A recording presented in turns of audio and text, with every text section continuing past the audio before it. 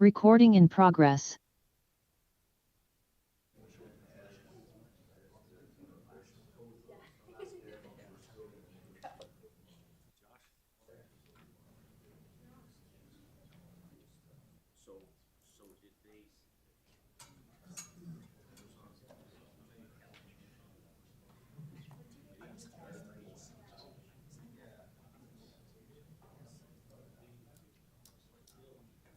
Which one? Bill? Yeah, Bill was on it. Bill was the council member on that committee, right? Yeah, because of the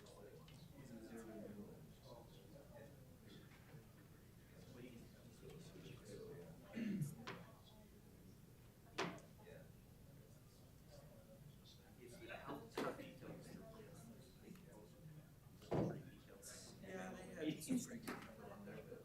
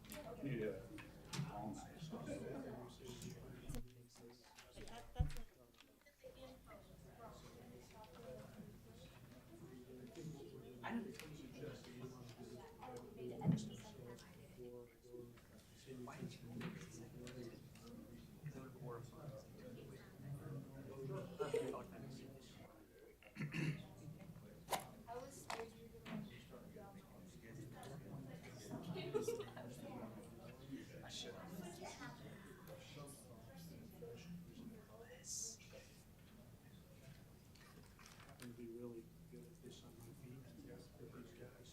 Done a lot of it. And that's not particularly part of what the team's doing collectively, but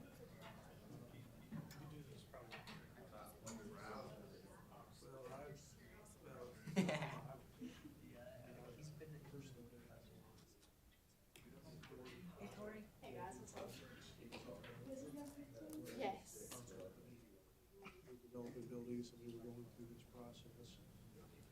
You know, this process and then building review and design process. Utah. Did it.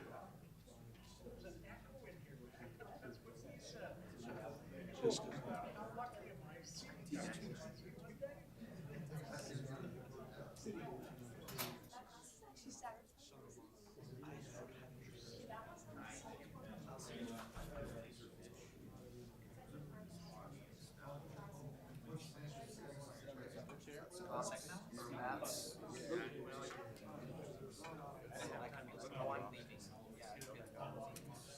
yeah, true.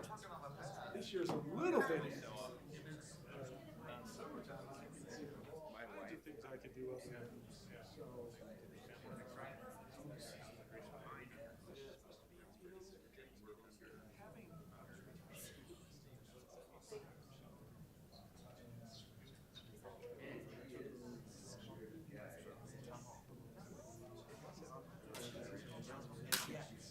Rexburg. They want to be Salt Lake and one of those situations. I didn't want to go there. I didn't want to move.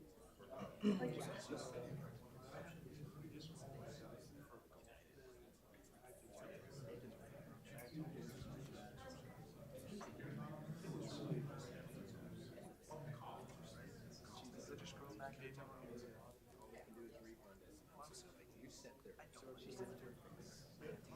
Basically, Aaron, so we were building, Zoom. so I was developing a farm. It's really cool. Michael. And then, you know, my wife and my daughter got together. You know, my son and my husband decided to drop my wife. Just because I was always on second. It's not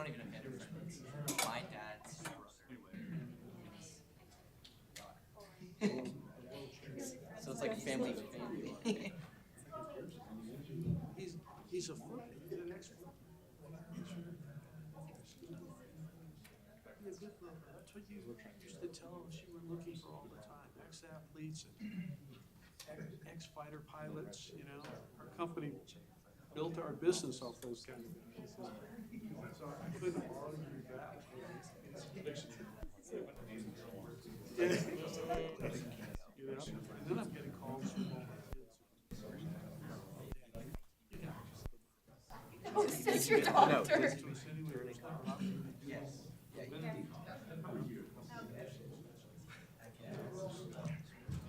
guys'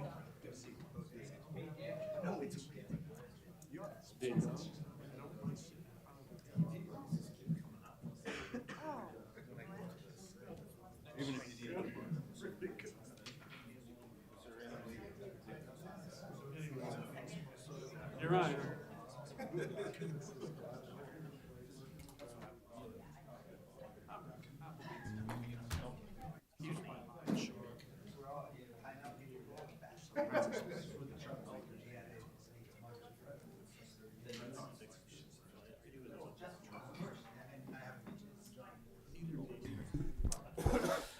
Welcome, everyone. We'd like to go ahead and get started this Somebody's evening. gotta be there to take care of We are here at the Rexburg City Council meeting for January the 21st of 2026. I'd like to welcome everyone here that is in attendance. We'd like to make a special welcome. It looks like we have a high school assignment due tomorrow, maybe, right? Yeah, there you go. Welcome. We're glad to have you here. We hope you learned something about being members of our community here. So we'd like to start out our meeting this evening with an opening prayer and a pledge to the flag. And I've asked Council Member David Reeser to offer our opening prayer, after which I've asked Council Member Eric Erickson to lead us in the pledge to the flag.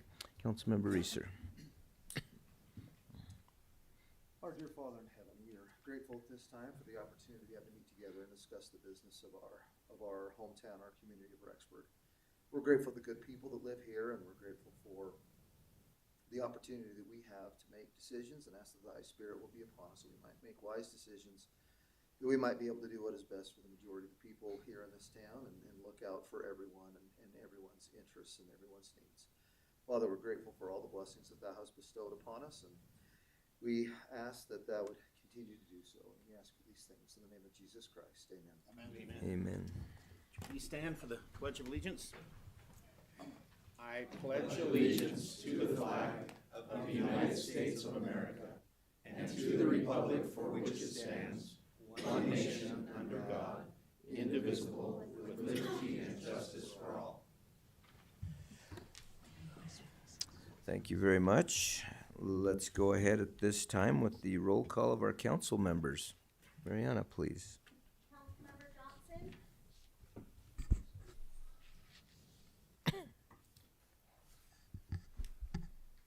Muted. Councilmember Tejan. Here. Councilmember Colin Erickson. Here. Councilmember Reeser. Here. Councilmember Riggins. Here. Council President Eric Erickson. Here. Okay, Brianna is here, just. yeah. Here, Councilmember- sorry. Councilmember Brianna Johnson is joining us online this evening. She was a little bit under the weather, and we hope she's feeling better this evening and wish her a speedy recovery. Grateful that you're not here to spread the love around with everybody here. When that happens, it's unfortunate, but we appreciate your thoughtfulness in that regard.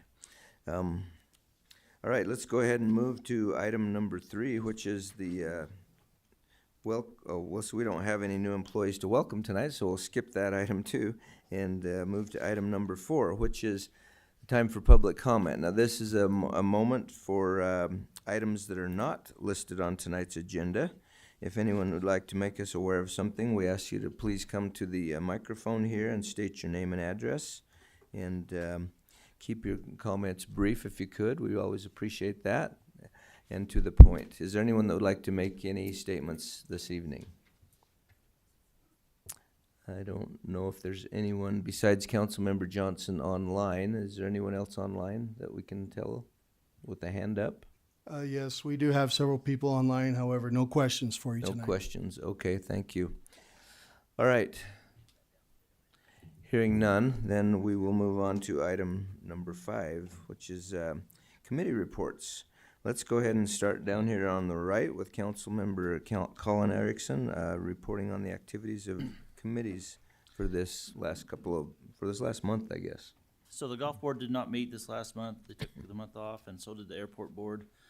The school board, just to report on it, that Randy Lords, our superintendent, received the Idaho Superintendent Award and going to represent Idaho in the national as the superintendent from Idaho. So we're hoping he goes back there and wins the national to bring back Idaho the National Superintendent Award of the Year. Yeah, that's cool. That's why. Congratulations, Superintendent Lords. Okay, Councilmember Tejan. The mayor's youth met and had a Christmas party in December, and then we also just went to the neutral zone and toured there and enjoyed the ice. And we will be doing a service project in February for the residents at the homestead. The ADA board did not meet. We're looking for some more members for that. And then the Historical Preservation Committee, they met, and they are designing up some of vinyl medallions that will, for the Flood 50, that businesses and homes can place in their windows to signify that they were here at the time of the flood. So it will say 50 years, and that way people who are visiting at that time will know which buildings have survived. Then also, we got word that Rexburg has done all the paperwork, and we have been approved to become a certified local government, or CLG, which means that we are more eligible for some grants. You have to go through an extensive process to do that, so we're excited about that we are now eligible for that. And then, and that's all. Okay, thank you very much. Councilmember Johnson, did you have any committee report that you'd like to go forward with at this time? The Parks, Rec, and Trails Committee has mostly been, their efforts have been going towards the skating rink that we'll have a discussion on later tonight, and then we're meeting with our Citizen Advisory Board tomorrow. So that's all. Okay, great. Thank you very much. Councilmember Eric Erickson. Okay, just a report from MEPI. We've met recently. There's been some discussion about partnering possibly with BYU Idaho, possibly with the INL, in developing an entrepreneurial center. There's a need from the college's university's standpoint, and there's some talk about the possibility of some tech transfer and developing this entrepreneurial center. The issues, of course, is everybody's great with the idea. It's the funding. There's nobody has a lot of money. The INL's working on some grants, and so are we. So hopefully we'll be able to get something put together here in the near future. Just as a kind of a side note, came out of the meeting. There's a possibility that we may be involved in a study for the development of a small nuclear reactor. The INL is looking for, or one of the contractors out there is looking for cities to partner with, and so we're kind of working through that process. There's quite a process of qualifying for that, but that's a possibility and something that may be coming down the road, which would be a real plus for the city, and with the new transfer station and possibly the airport. Anyway, there's lots of possibilities there. So that's kind of exciting, and that's about it. Okay, all right. Thank you very much. Councilmember Reeser. Okay, the Legacy Flight Museum, we haven't met for a time now, so nothing to report there. And then with the police, of course, tonight we'll be having a discussion over our, the survey that was conducted over the bond results, and we'll be discussing that later tonight and make some decisions on how we move forward. And that's pretty much it for my assignments. Okay, thank you. Councilmember Riggins. This afternoon, we had a meeting with the Rexburg Urban Renewal Agency. Let's see, there's lots of stuff going on. They discussed the widening of the road on Yellowstone, just north of McDonald's there. And so we're working on that. There's a lot of discussion about the downtown district and RFPs that have been solicited. Again, no decisions have been made, but they're working on those. Also had a discussion on the purchase of the school district property, the middle school that Urban Renewal Agency has purchased. It won't close until April 30th of this year. We probably better clarify that. It's not the middle school. We don't want to start that. Yeah, the old high school, whatever it is. Yeah, the old high school, the old junior high school, sorry. And we're not taking over Greenland either. Yeah, so, sorry about that. I had a discussion about the free clinic that is housed there and the Madison Grid Kid Football request to stay there and so on. We kind of have a deadline of June 1st for people to be out. Not kind of, we do, because of the asbestos abatement that'll have to be done there. But Mayor, if I don't know if this is the time to do it, but I would love to be able to put on the agenda for a future meeting to, as a council, discuss the free clinic and see how we as a city might be able to help with that. Yeah, I think it might be advisable for us to maybe even schedule a work meeting and see if we could have not only the free clinic, but maybe some of these other nonprofit groups come and meet together with us and just talk about possibilities. That would be lovely. Yeah. Again, I don't know if this is the time to do it, but the board, or the mayor, recommended the name of a new board member, and the board approved the new board member. Is this the time that you want to present that to? Yes, let's go ahead and do that, because we could do that either now or in Mayor's business, but since you brought it up, let's just go ahead and do that at this point in time. So, in fact, to move forward with that, we do have a ratification of a new board member for the Urban Renewal Board. His name is Kyle Rawson. Many of you might know him. He's been in the community here for a long time.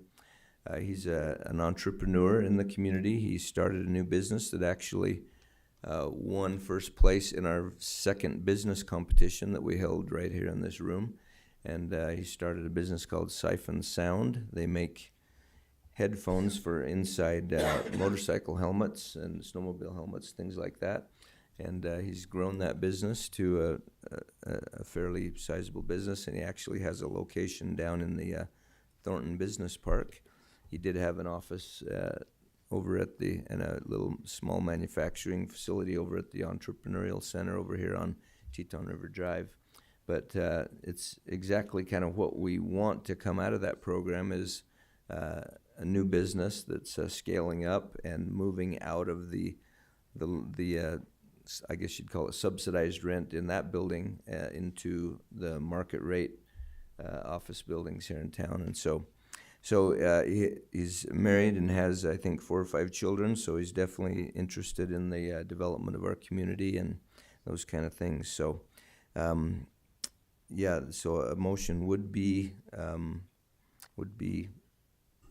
good to approve him if you'd like. Is there any questions or comments before we go that? Great guy, great to have on there. Yeah, I think he'll be good on the committee. He's indicated, I visited with him, he's indicated that he's willing to take the time and come to the meetings and participate in that kind of a thing, which we need. So So if there's no other discussion, then I would entertain a motion to go ahead and approve. Mayor, I would like to make a motion that we approve Kyle Rawson to serve as a new board member on the Rexburg Urban Renewal Agency. Yeah, I'm sorry, I said that wrong. I guess I should say the motion needs to say we ratify the appointment of Kyle Rawson. So is that okay? Yeah, make a motion to ratify the appointment of Thank you. Kyle Rawson. Thank you. Yeah, I guess we should do that correctly. So, all right, thank you. There is a motion on the table. Is there a second for that motion? I'll second it. Second by Councilmember Colin Erickson. And is there any further discussion or questions? Hearing none, all in favor? Aye. Any opposed? All right, thank you. That motion passes. Any further discussion? Thank you. Okay, thank you. All right, thank you, Councilmember Riggins, and all of you council members for all of the work you do on these committees and boards. We appreciate that. Item number 6 is our staff reports. We will start with our finance report with our CFO, Mr. Matt Nielsen. Item number 1 is our financial reports. All right, let's pull up the treasurer's report. All right, good evening. I won't hit both these reports tonight. They're both in there. And then just so you guys know, by state law, what we do with these reports is we put them on our website quarterly. And so this treasurer's report will go on our website. But a couple things I just want to point out is we have closed the fiscal year. We went through the audit process, and so we are now showing you the fund balance and the cash investment for each of the funds. And so that should give you a little bit more details of the respective funds, especially those that you're more heavily involved with. We, of course, are 25% through the year, the fiscal year that is. And as I looked through it, there was a couple that were quite a bit higher than the 23%, but it was mainly things like the pickleball court that got finished after the fiscal year and the park shop, those kind of things. And so nothing really concerning. So overall, we've spent about 12.1% so far. So that's probably all I'm going to cover tonight because there's lots of things under finance, unless you guys have any specific questions. Any further questions for Matt on those reports? All right, hearing none, we'll move to item number 2. Okay, and I think, that's the neutral zone, right? Let's Bring it, look at sorry. Yes, it is. Okay, so John's coming up too. So John can answer questions as well, and then we'll talk about this budget adjustment, but maybe I think just to catch everybody up, in 2024, we had signed a PPP agreement, public-private partnership. A private individual had basically agreed to construct about a 35,000 square foot facility into an ice rink. And then it was on city-owned land, and we gave the right for that individual to basically operate that for up to 25 years, but they had to donate at least 4% of the total investment back as a contributed asset to the city each year. And of course, they had the option to do more than that 4%. And so, of course, fast forward almost 2 years later, building's constructed. They've ran the facility for 4 months, 4.5 months maybe, and they have elected to fully donate that facility to the city and gave us notification to operate it. And so we're here tonight to propose a budget that would entail operating that facility through the remaining 8 months of the fiscal year, current fiscal year. And then as we go through it, we've provided you with their 3-month actuals in terms of revenue. And then we have basically taken an approach that the 3 months that they had are really kind of the prime 3 months in our mind, right, to run an ice rink. And really, the way we modeled the 12-month is we basically doubled that 3-month revenue, and then the remaining 6 months in the fiscal year, we took like 60% of that because we do anticipate it to slow down a little bit in the summer months when there's lots more options of things to go out and do. And then from there, as we look at the 8-month budget, we basically took 67% of that, so 8 divided by 12. Will you roll back up to the revenues? And then, so before I jump into these numbers, probably ought to give John an opportunity to talk about what that entails on their end, how we're going to approach that, and then answer any questions. Thank you. So just kind of from an operational standpoint, obviously, this was a little bit of a surprise to us to have it happen so quickly, but we are going to try and do our best to operate it year round if we can. Take that approach, look to try to schedule and fill up as much ice time as possible. We have been in contact with a lot of the organizations in the area, and they've shown interest in wanting to do things in the summer, but really we're just going to go into it and just try to operate it as efficiently as we can, and just be mindful of the spending that go with it, and just closely monitor everything that kind of goes with it, just so that we can just make sure that we're just being financially responsible, with these tax dollars that go into this type of facility. Great. Yes, questions? John, are we going to be able to keep any of the employees that have experience there already? The sharpening of the blades, the ice, the operating the ice, what do they call that machine? Zamboni. Yeah, that's. Yeah, so we're in the process of doing interviews with all the current employees. There are some who do want to stay on during this transition, and there are some that have plans to do other things. But we're looking to keep around as many of them as we can that have experience and will be a good fit with us. We'll also have Parker Anderson. He's going to be our full-time staffer that will be managing that facility, and Parker has a very good background with winter sports. He's run cross-country ski events, races, and other facilities in places like Colorado and also in Utah before we brought him here. But yes, we are planning to keep some of those employees on. How many employees are we looking at having to hire? Like, how many full-time, how many part-time? Well, part of it is we don't know that yet either. We're still figuring out a lot of things within the next week and a half to us taking it over. But we anticipate that we'll probably at least have to hire a few full-time people. We just have to calculate fully how many are leaving. So me and Parker are actively in that process of still interviewing the current employees. I think we have 4 interviews set up for tomorrow. So we're working our way down the list, and we'll have a more clear picture probably towards the end of this week. So if you're wanting to know that, I can definitely let you know where we are on that then.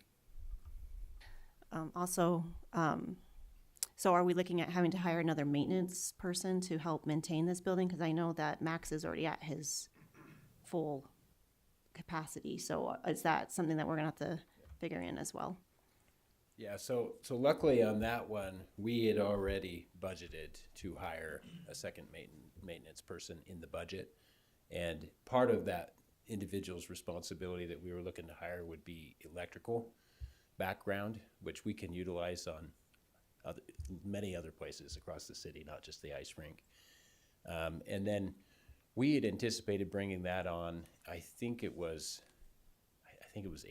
March or April, but as we've talked about that, we felt like it would be good to bring that on about March timeframe, that new position, because we can utilize them as part of the HVAC project, because we have to do a lot of demo in that basement. And so that should help Max. And then of course, Max, he's been over there, and we would train multiple individuals at that site. And then of course, the new person would be cross-trained at the swimming pool. That's kind of our biggest concern, is having transition across those facilities that take years really to kind of understand and be able to operate. And then as far as full-time people in this budget, we are not proposing hiring a new full-time person at this point. What we've done is we have taken Parker Anderson's position and said if we were to dedicate really half of his time to the ice rink to manage it, that's included in the salaries that you see there under expense. Plus, we've added a quarter of the new individual that we hired at the golf course. So as you think about, the golf course, what's happening when these guys are busy at the ice rink? Well, they're not so busy. And so it just makes sense for us to have that person spend about a quarter of their time over there and probably learn some of the more technical things like driving the Zamboni and maintaining the Zamboni, those kind of things. So really, as we look at it, that is our model, is to have just really 2 full-time existing people split some of their time. And then, of course, bringing on part-time people. And you can see the budget on the 8-month is about 58,000 there. And then let me just talk a little bit about this budget approach. Mayor, could I ask a question? Yeah. Oh, sorry. Please. Before you go into that, I just want to know, do you know how many full-time employees they have right now and part-time employees? We have one full-time employee currently, and then for part-time, they're about 12. Okay. Yeah, so just so you guys know, we took a much more conservative approach than the individual that built the ice rink had in their pro forma. And so I had their pro forma. I had all of their information from their point of sale. So as we analyzed this, our approach was more one of being really conservative on the revenue side and being really, I would say conservative, but we kind of shoot high on the expense side, if that makes sense. And so we didn't want to set up a expectation that this thing's going to be a cash cow, if you will. But what we did do is we were proposing setting it up in its own fund so that if it is highly successful and it does bring in extra revenue, we would dedicate it to that fund, and you guys would be able to see what kind of savings is being set aside from year to year. The other thing that I have in here on a 12-month budget, which really, if you think about the 12-month budget, we're going to discuss that in May for 2027. All you're really passing tonight, if you pass it, is an 8-month budget to get us through this fiscal year. But I do think that there will need to be some discussion of a small general fund transfer to start setting aside for capital needs until we see what kind of revenues are generated. And I say that with the same approach that we had on the swimming pool. We took the same approach. We said, rather than wait and see, and then when something big happens, have to come up with hundreds of thousands of dollars, the approach was more like, let's set aside $20,000, $30,000 a year, build up some type of reserve so that we have some options. And the other reason why I would say that is, as you utilize that facility, if you determine maybe we don't run an ice rink year round, it would be nice to have some money available in there to explore other options. Maybe other uses that you could utilize it in the summer. And so that's the approach we've taken. Obviously, the big item is the admissions for public skate, and that is proved for them as well as they've operated it. And then rental on the ice rink itself is actually another big revenue item. We got another question. Yeah, So these numbers are based off of the 4 months that they've been open, we actually based it off Right. just 3 months. the 3 months. We- So this, Yeah, I just asked for the October through December because so this is, so I guess I'm a little concerned just because I know when a new business opens, a lot of people want to go see the business. And so it's high in numbers, but that doesn't mean that it's going to stay that way, right? So that these are Yeah, kind but of a high projection maybe. But I would argue that this was not well advertised. They didn't even have a grand opening. And I feel like a lot of people weren't even aware it was there. There's a lot of people still that have no idea what it is. Mayor Ryan? Yes. Yeah, I believe, I think I had the same concern. However, and one of the questions I was gonna have is how soon can we get it onto our website, right? How soon can we begin to advertise at elementary schools, middle schools, junior high schools, right? Because they never had a grand opening. They never, right, he just never did that. So, I think that if we're gonna take it over, Yeah, I we want to think do it right. we've got In to fact, John will address that. publicize it. Yeah, so Parker and I are already working on that, and we've had extensive meetings over the last week, just kind of talking about how we want to approach things, who we want to reach out to get involved with this. And we also have decided that we're going to have a grand opening for it around President's Day, so we're getting the date for that cemented in, and then we'll kind of go from there. But really, just a really big push as far as advertising goes, and just letting people know that A, we're here, but B, these are all the other things that we can offer to the community for everyone to come and partake of. But we've got great contacts around the area from all the programs that we've already been doing and things like that. So it would be pretty easy for us to be able to reach out to the school district or even some of our contacts at BYU Idaho that we have to, do partnerships with them to get them to come use the facility as well. Yes, Councilmember Erickson. Mr. Mayor,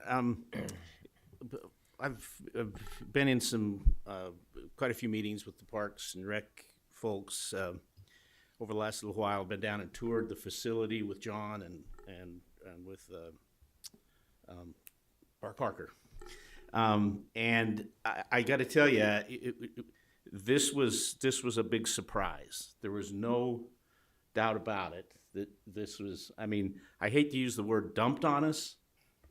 That's not what I mean, because believe me, we're getting a world-class facility for nothing, and what a marvelous thing. So, though there's going to be some real learning curve here, but that's necessity. I have every confidence in the world in John and his team. Matt's been heavily involved in this, and he's done a wonderful job in putting all this together. I have every confidence in the world that this is going to be a wonderful asset for the city of Rexburg. Just to echo that, if I and may. run very well by John and his team. I was just going to add to that I was down there yesterday, and I was visiting with a lady that was skating.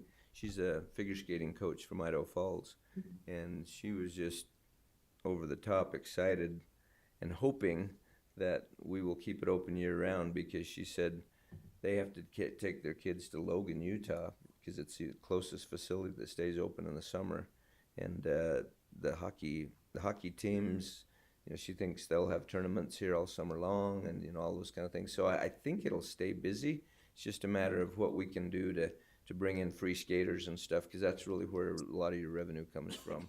But and that'll depend on the advertising and some of the creative marketing and maybe parties or whatever kind of things that you can have there. So I think it'll be good.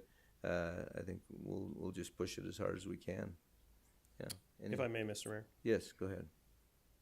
Again, to echo the sentiment of Council Member Erickson, I think it's the nature of my work that and maybe you pay me to be the jaded person that trusts nobody.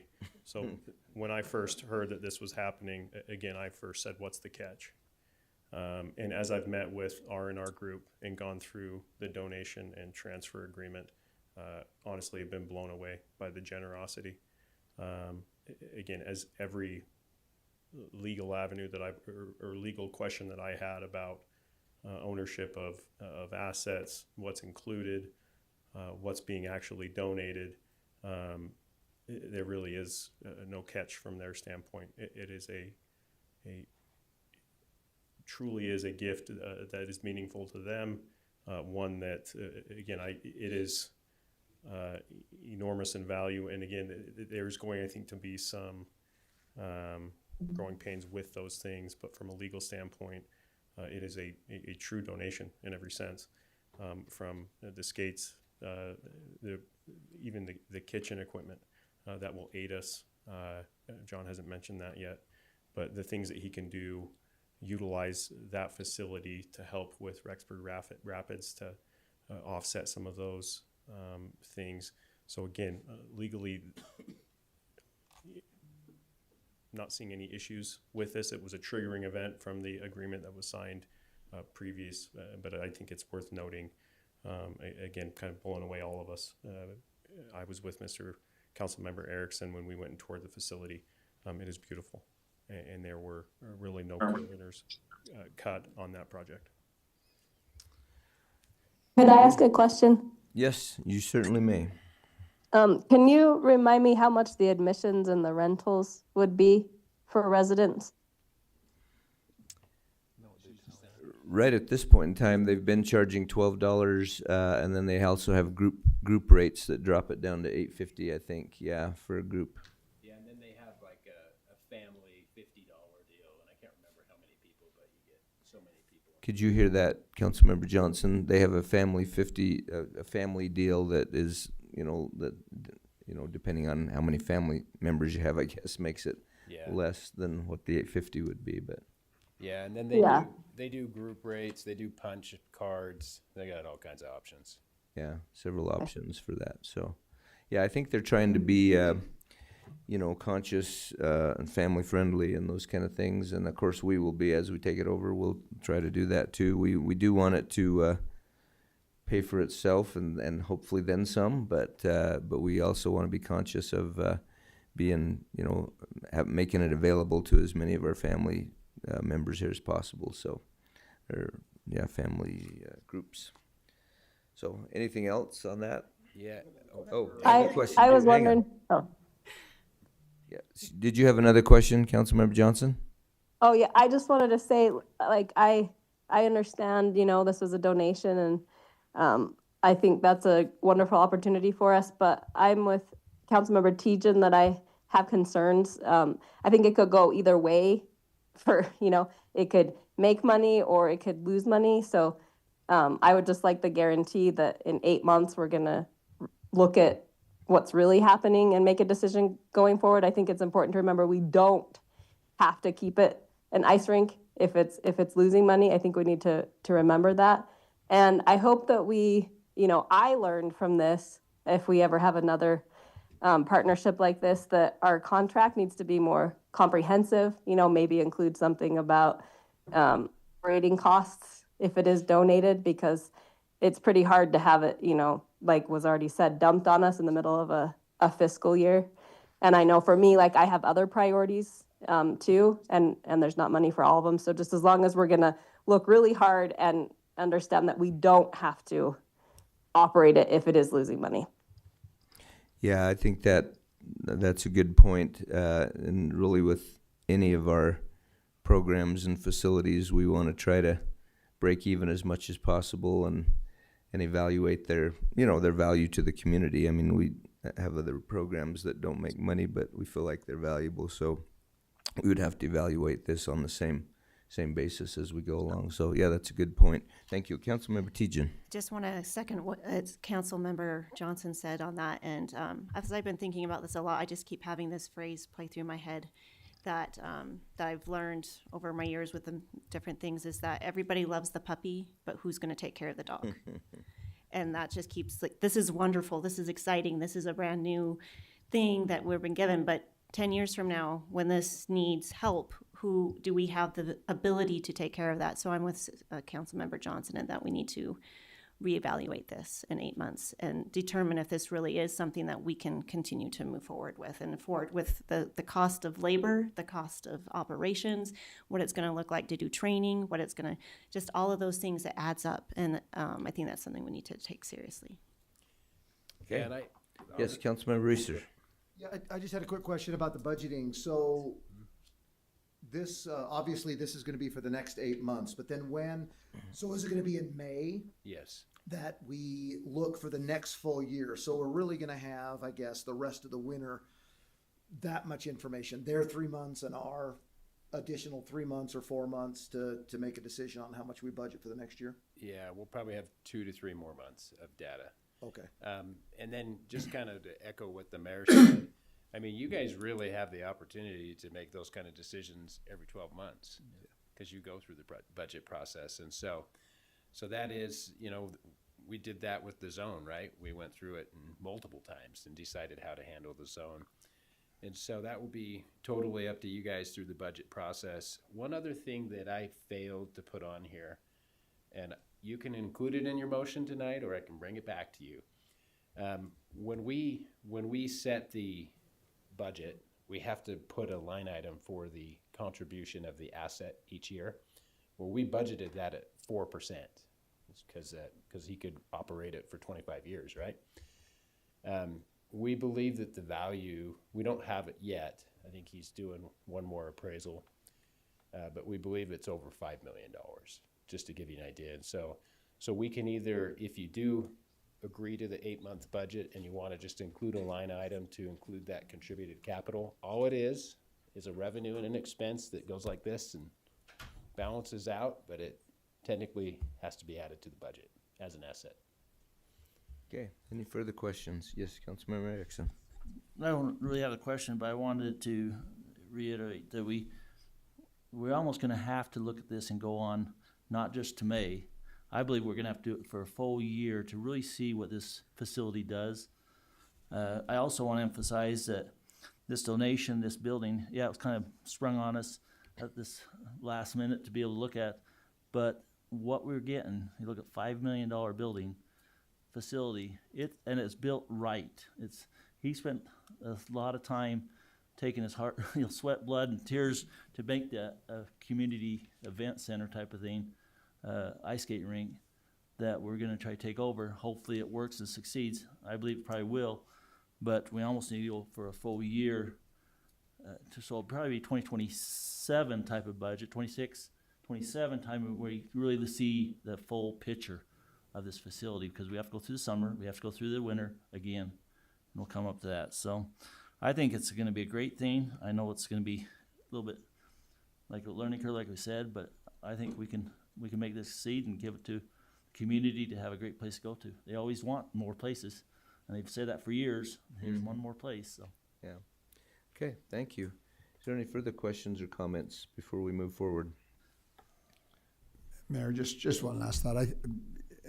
I know we're worried about the future on this, but I mean, looking at it from a businessman's perspective, I'm looking at it and going, if you said to me, we're going to give you a $5 million building with all of it, and it's yours, you run the business, I'll take it. If you want to give it to me, I'll take it. I'll start running it tomorrow, right? Because it's brand new, right? It's brand new, equipment's new, everything about it is new. I think that it's going to come down to us, right, to John and his team to run this place. I can't imagine this facility not making money in Rexburg with the amount of kids we have, with the people we have, with the Canadians we have. we just have to do it right? But again, looking at it, there's men sitting out here right now. If we said to you, we'll give you this business right now, right? That they take it. So I think we're in good shape. I think it's a matter of what are we going to do with it. Let's do it right. And it's been handed to us in a beautiful package. Personally, that's my opinion on that. All right, thank you. All right, if there are no other comments or questions, I would entertain a motion to approve this budget adjustment with the ice rink facility. Is there such a motion? Mr. Mayor, I'd make that motion that we approve the budget adjustment. I'm a little hesitant about the because we don't know the value yet. We can bring it back. So we can address that once we know the value, but I would make that motion. Okay, thank you. Is there a second to that motion? I'll second. Second by Councilmember Reeser. Any further discussion or questions? I do. Yes. Could we put it on future agenda that in May that we do discuss it as a whole instead of, Discuss it during the budget process. well, we might not all be there though, right? Can we just have a report, like, Yeah, oh, yeah, no problem. I think that's I think what I meant, like just I a think formal. that will probably be part of our budget. Our financial, financial reports. We can have that on a fairly regular basis. Yeah. Okay. Okay.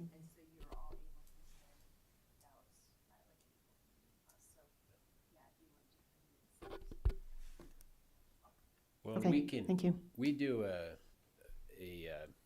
budget prep meeting, I guess, in June. We could include a section that kind of goes over the ice rink. That would be So great. an answer to your question is yes. Thank you. Yes. Okay. All right. Thank you. All right. Let's move on to item number. Oh, sorry. All in favor? Aye. Any opposed? All right. Motion carries. Thank you. Let's move on to item number item number 3, which is the review of the police bond survey and the decision of whether to move forward with the May 19th, 2026 election. Josh, you probably ought to come up too. So, I'll introduce Amy, who's on the line. So as you guys recall, we met in December. We put out a survey, and Portman Square Group did that. So Amy did that. She's online, and she's going to kind of take us through the survey results. Just so you guys know, the committee and some of the oversight members met about this. Yes, was it yesterday? Man, I think it was yesterday at 4 o'clock. And so they've seen some of this, and then of course I've been emailing out as we got updates on the surveys. And so Amy, I think we probably just have you jump in and present it, and then do you want, Amy, how do you want to approach that? Do you want them to ask questions as we go along? Is that okay? Absolutely, absolutely. Okay. Thank you for having me. I've got a couple of screens up, so if I'm not looking at you, it's because I'm looking at my notes. Thanks for having me tonight. We really appreciated the opportunity to work with the city and the police department and the oversight committee to develop this survey. Matt, I also want to just point out, I think that Michael Keith is also participating in this Zoom meeting, and so I think if there are questions for him, I'm not sure if he's a presenter or not, but he's also on the line, so he can answer some of the other questions as they arise. So I think we'll just dive in.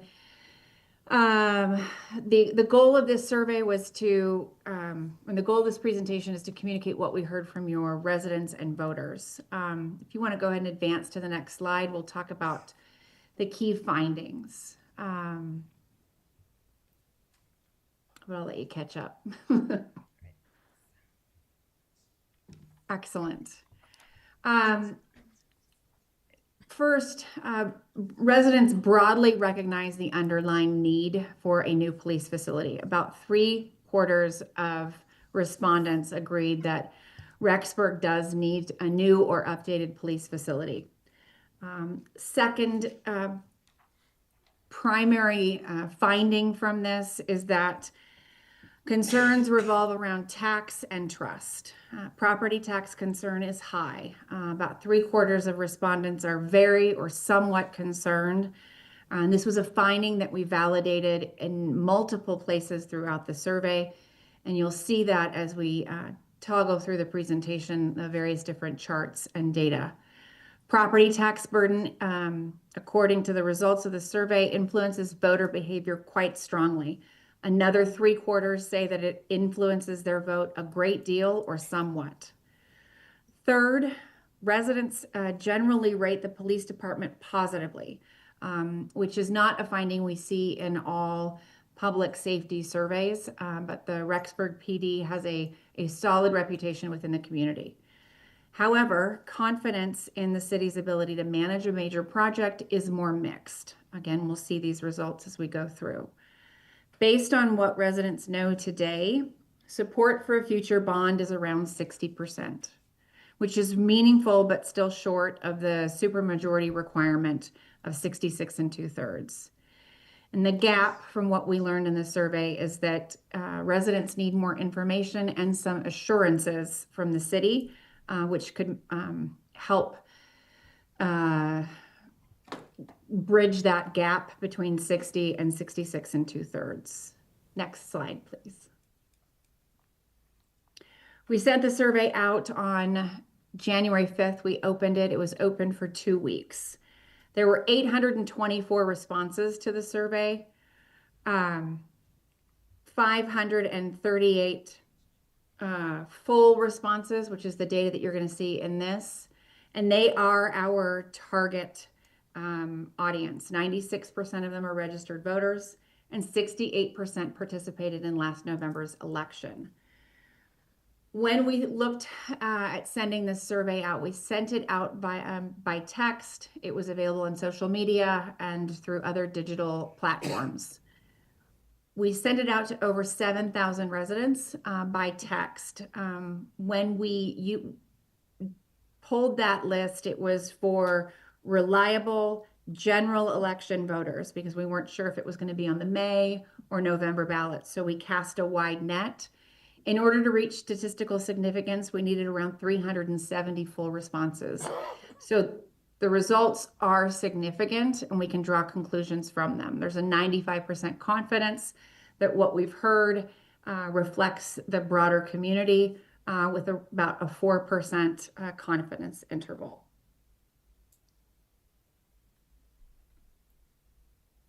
You can go to the next slide.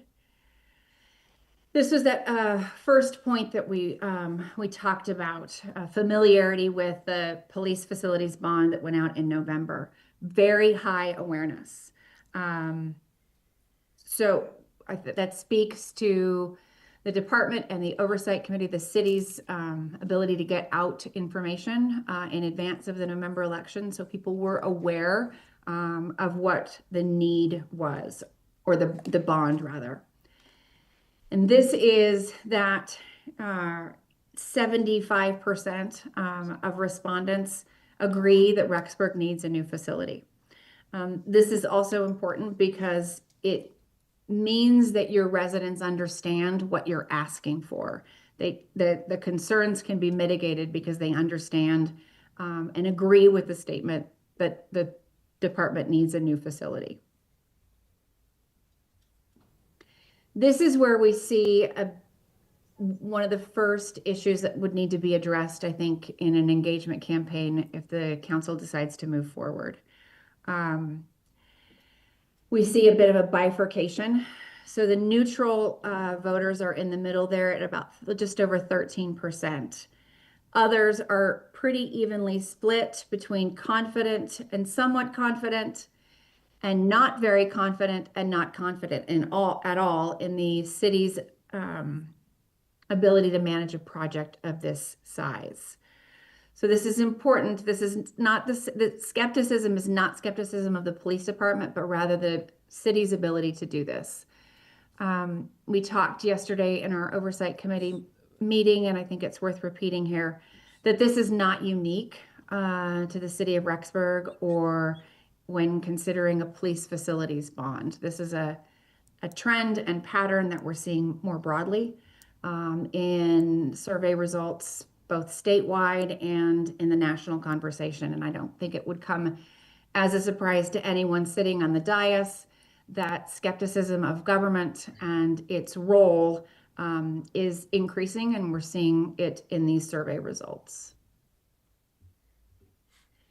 These are really great results here. Somewhat positive or very positive. About 80% of your voters have confidence in the police department or positive rating of the police department. This is, again, really good foundational data and gives you a really good starting place. It's an incredible starting place, to be honest, for how people feel about the police department and the services it provides. We asked about participation in the prior election in November, and what we see is overwhelming voter turnout. We captured a lot of those voters in here as well. Interestingly, and according to this data, a third of the people who voted last fall voted yes, and another third voted no. We always give people the option of not reporting or preferring not to say, so that they don't feel like they're being required to answer that question in a way that they may not be comfortable doing so. We'll go to the next slide. We asked voters, or respondents rather, to tell us if they voted no, why did they vote no? And perhaps unsurprisingly, tax impact came up again. Project scale came up as a primary concern, along with some other issues. The tax impact, which is the furthest to the left column at 53%, aligns with the 41 or almost 42% in purple in the middle of that chart. And that's really about debt and property tax concerns about cost. If you look at the far right bar on there, that's other. And people had the opportunity to provide written comments about why they voted no. Amy, time out, just 1 second. We have a question for you. Just a quick Sorry. question. This comes up time and time again through the survey about the cost, the property tax issue. Is there, in your experience, how much of that can be attributed to general economic environment? I mean, you know, you've got issues like politics, inflation, high cost of everything. That's what we're getting bombarded with all the time. How much of that do you think can be attributed to just the general economic feeling that people have? I think they are closely related, and people tend to see it really acutely when their property tax bills arrive. But I do think it reflects a general concern around affordability. And we'll see it in a slide, maybe the next one or the one after. We asked if the project would get scaled back to reduce that sort of that impact. There was some support for that.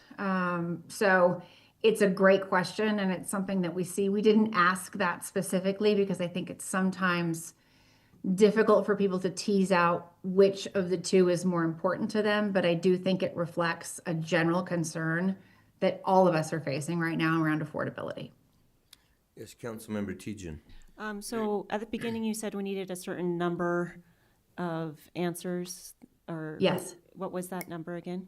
That you 300, it depends on what, the most conservative was 377, I think, responses we needed. we had 315 answered this question. Is that correct? Is that what I'm saying? Yes, because those were only for the voters who responded, who voted no in November. Okay. All right. Thank you. Of course. You know, one thing I would actually throw out just right here too is that, you know, I've lived here for 40-something years, and we've gone through a lot of bond elections, and I don't think there's ever been one where people said, no, I'm not concerned about the tax consequences. I mean, it's always been a concern, and rightly so. People don't like to pay more taxes. I don't either. So it's just a matter of, you know, the educational factor. So I'm sorry. Go ahead, Amy. No, that's okay. Please feel free to ask questions.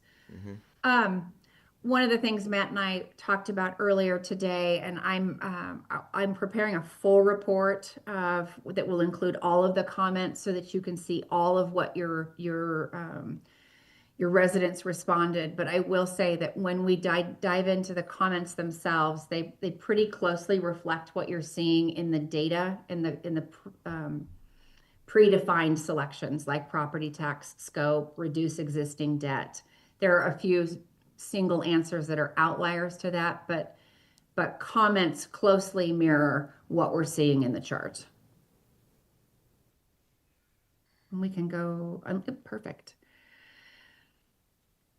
Despite the fact that only a third of people who voted in the November election voted yes, when we look at current support for a future bond, it's close to 60%, which is really encouraging. It does mean that the people that didn't participate in the November 25 election, which is often a much smaller pool than you'll see in an even year primary election or general election season, there's support baked in already. I think what's also really important about the chart on the left is the bright pink slice of the pie, which is 15.41% who are neutral. Those coupled with some of the people who are in the purple slice, which is somewhat opposed, are what we would consider the movable middle. Those are voters who, with some assurances from the city about its ability to manage the project, the department's possible consideration of a smaller bond request, coupled with a lot of good education, could be moved to support. And so that is an encouraging slice. Where we see that movable middle be really small is where it's much more difficult to move a project like this across the finish line, especially with Idaho's really high bar of a supermajority to pass a bond. we wanted to tease out if a project of a different scale would potentially allow people some more support. And we see that a bit in the chart on the right. If the city were to scale it back a little bit, there are about 24% of people who are somewhat more likely or much more likely to support a possible bond of that phased approach. Interestingly, 36% said there would be no change in their vote, and that's people who would have voted yes or no in that prior election. One of the questions we had that came up yesterday in the Oversight Committee meeting was, what happens if we reduce the scale? Do we anticipate that that would change some yes voters' votes? And it's impossible to say definitively, but I think with the right amount of communication, you can shore up support, because if they were supportive in totality, they are likely, as long as the city communicates that no change in service and there will be adverse outcomes from changing the scope and maybe reducing it a bit.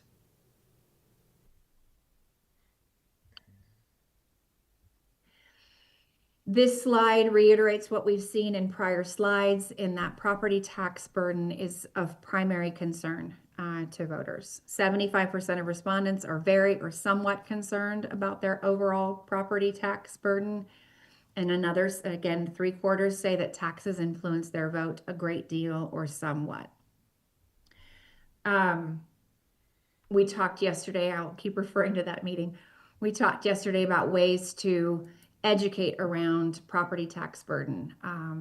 We know that we live in this world, and you all live in this world. Matt lives in this world with finance and budgeting and property taxes in a way that most residents don't.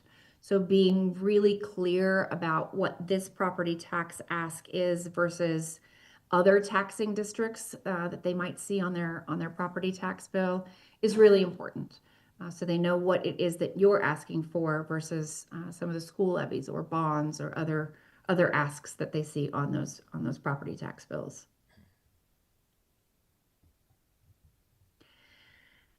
Further confirmation on this slide about top concerns that property tax is the most impactful concern that people have.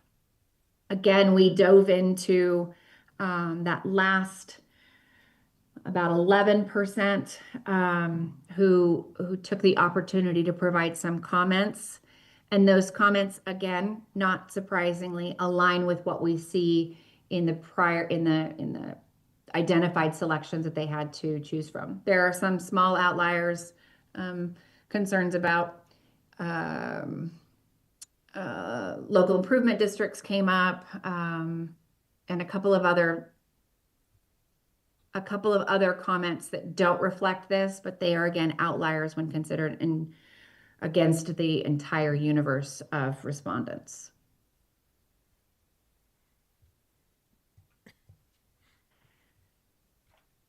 So residents are telling us how they want to receive this information if the city considers a revised proposal. And unsurprisingly, they just want more information. Tell them what you're doing, tell them how you're doing it. And what that you've listened, I think, is really important. If council elects to go for another bond, I think it's really important that gets communicated broadly and widely to residents about how you made your decision, what information you used to do so. And then the next slide is people want to get information from you, and they want a variety of channels, a multi-channel approach, so that they get the information in ways that they are most comfortable receiving it. Using a multi-channel approach, whether that's mail or email, a city website, text outreach, if that is meaningful or useful in this situation, short explainer videos, allows people to hear the message multiple times across multiple channels. And we know in an age where people are consuming lots of content on their phones and on their computers, repetition is important. It helps clarify the message and cement the message in voter and residents' minds. And I'll stand for more questions. All right, any further questions for Amy from anyone? Yes, Councilmember Riggins. Amy, just a question on question number 10. I find this one fascinating. It's over the next 3 years, several voter-approved bonds, including 2 school district bonds, a library bond, are scheduled to expire. How, if all, would having that information affect your support of a possible police facility bond? The number of people that, the percentage of people that said it wouldn't affect them at all is almost 59%, right? So how would you translate that for us? Because the reality is they're saying, I don't care if you reduce my taxes to 0, it's not going to affect me, right? I mean, that's really what they're saying. So how would you translate that for us? It's a great question. I think there's I can look at that data and I'll make a note of my to pull out what we call crosstabs so that we can see how people responded to that against other questions, because it would be interesting to see if those are the same people who voted no and had no support in other areas. I think at the end of the day, communicating what the value is from this particular property tax line item and coming back to voters and saying that you have potentially reduced the scale of the project to go for exactly what you need for this moment will go a long way for the voters that we can move. Again, there will always be some portion of voters that we cannot. And those are not typically the voters that we're going to message to, because the message that we would be conveying isn't going to resonate. There will be that slice of people who vote no matter what, regardless of what it means for their property tax implications. It could be that those voters also are more concerned with transparency and the city's ability to manage the project rather than the property tax burden itself. Could be. Okay. Any further questions or discussion? Any other input from Matt or Chief? Anything that you've learned, and learn anything new or different from the survey? Or I'd just say thank you for those that have sat on the board and worked with us through this process of trying to figure out what is best for the community and for the police department for the future. So I appreciate your consideration. Yes, Councilmember Erickson. Chief, did a recommendation come out of your committee meeting yesterday about approaching this sooner than later, or did that recommendation come out at all? You can go right now. I'll let Matt address that. So Yeah. Well, we talked about it, and based on what we saw in the survey, we felt like the general sentiment was support still of the idea of a bond, but obviously trying to address the property tax concern, and then the debt that's on those, right? The property tax, which of course a lot of people say, hey, the city needs to get rid of all their debt, their general obligation debt, and I'm like, well, we don't have any general obligation debt, but they just see it because they have to pay it for all the other entities, right? And so a couple things that we talked about that we would maybe just throw out there as consideration is, if you were to put it back on the bond ballot, whether it's this next one or next November, we talked about reducing the scope, because that was a big deal to people, was trying to reduce the all-in costs. So we had Headwaters get us a cost savings if we were to take out the gray space. If you guys recall the gray space, that really, if you think about it, we were going to finish out kind of a 10-year building that we would be comfortably fit in for 10 years The gray space allowed us to comfortably fit in it to 20-plus years. But we would have had to finish out that gray space over those 5 to 20 years or whatever it was based on our growth. So our thought was maybe you take the gray space out. And Headwaters came back and said that would save approximately 1.7 million. And so, I mean, one option would be to go in and take that out. That would put you closer to kind of the high 14.99 million, 15 million, whatever you want to call it. And I did have Michael, and I don't know if he's actually on or not, but if he is, he's welcome to chime in. I had him run the tax impact analysis. So you guys will recall the per 100,000 that you have to state on a bond. So when we had it in November, the per 100,000 was about $61.50, roughly. If you were to reduce it to 14.995 million, and still do a 15-year term, and also one favorable thing is rates have dropped a little since that time, you would be looking at about $53.48. And so it saves a little bit per 100,000. And then another big theme was, people were like, if you're going to pass this bond and pay the interest, the total was 22.5 million, right? If you did a $15 million bond plus interest, you're looking at a total of more like 19.3 million. So it does reduce that overall cost over the 15 years. And then I think somebody had a question. Is that amount per month or was that per year? I forgot. Yeah, so the way they do it is the per month, let's see, I can get you the per month. Sorry. So, was the 53, was that? So the per- 5348 is per $100,000 of Dollars. assessed value per year? per year. Okay, That's thank you. correct. That's all I needed, thanks. Yeah. And on a typical home, that's about $12.47 a month.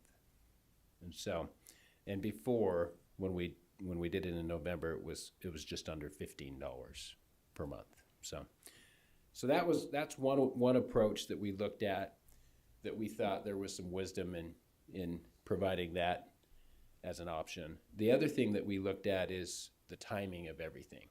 So as you think about it, if we were to put it back out as a ballot measure and it passed, assuming it passed, we still have to go into final design, which takes a long time.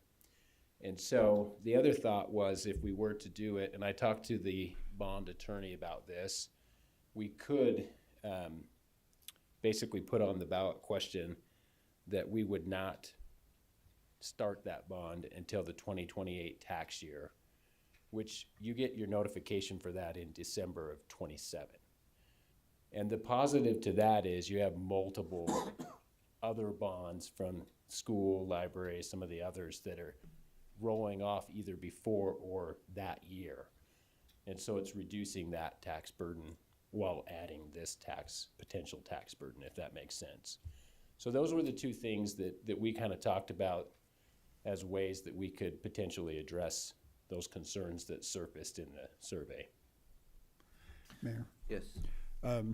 I thought Amy's insight was interesting, that it would be easier to overcome the tax burden versus the trust that they have in the city.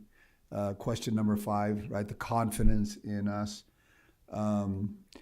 which again, very, very interesting to me. But I know that you don't always want to blow your own horn. Yeah. But maybe it's time, right? Maybe, and especially in this circumstances, to get a list of the projects that this city has put out there and create some confidence in the people. I mean, I've been around the urban renewal agency long enough to see what you've done as a mayor, as a city, and I don't know that everyone always sees that, right? So I don't know how we might be able to help Chief to get what they need, right, by publicizing what we're doing. I mean, I think about the sewer system that's going in so that the temple can go in.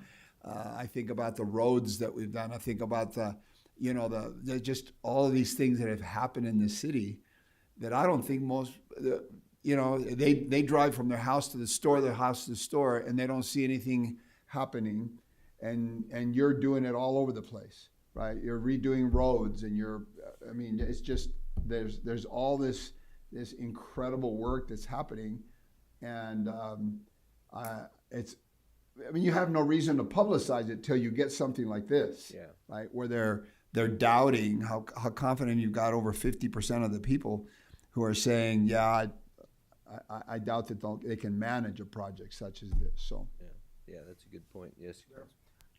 You know, I was in on that meeting yesterday, and just to, you know, reiterate what Matt said, and address Eric's question, I felt very confident coming out of that meeting that if we were to put this back on the ballot sooner rather than later, that we would have a good chance of success if we reduce the amount, eliminated the gray space, limited the amount to no more than $15 million, and then do everything within our power to educate about that bond maturity and when exactly their tax burden would change as a result of these new bonds. Because I looked at the numbers you sent today, and there will be two bonds that are combined well more than what this bond is that will be going off the tax rolls. Now, again, we can't, we don't control what the school board does at all, but that's what our constituents see is their total tax burden. They don't care if it's the school district versus the city versus the county. It's their tax burden.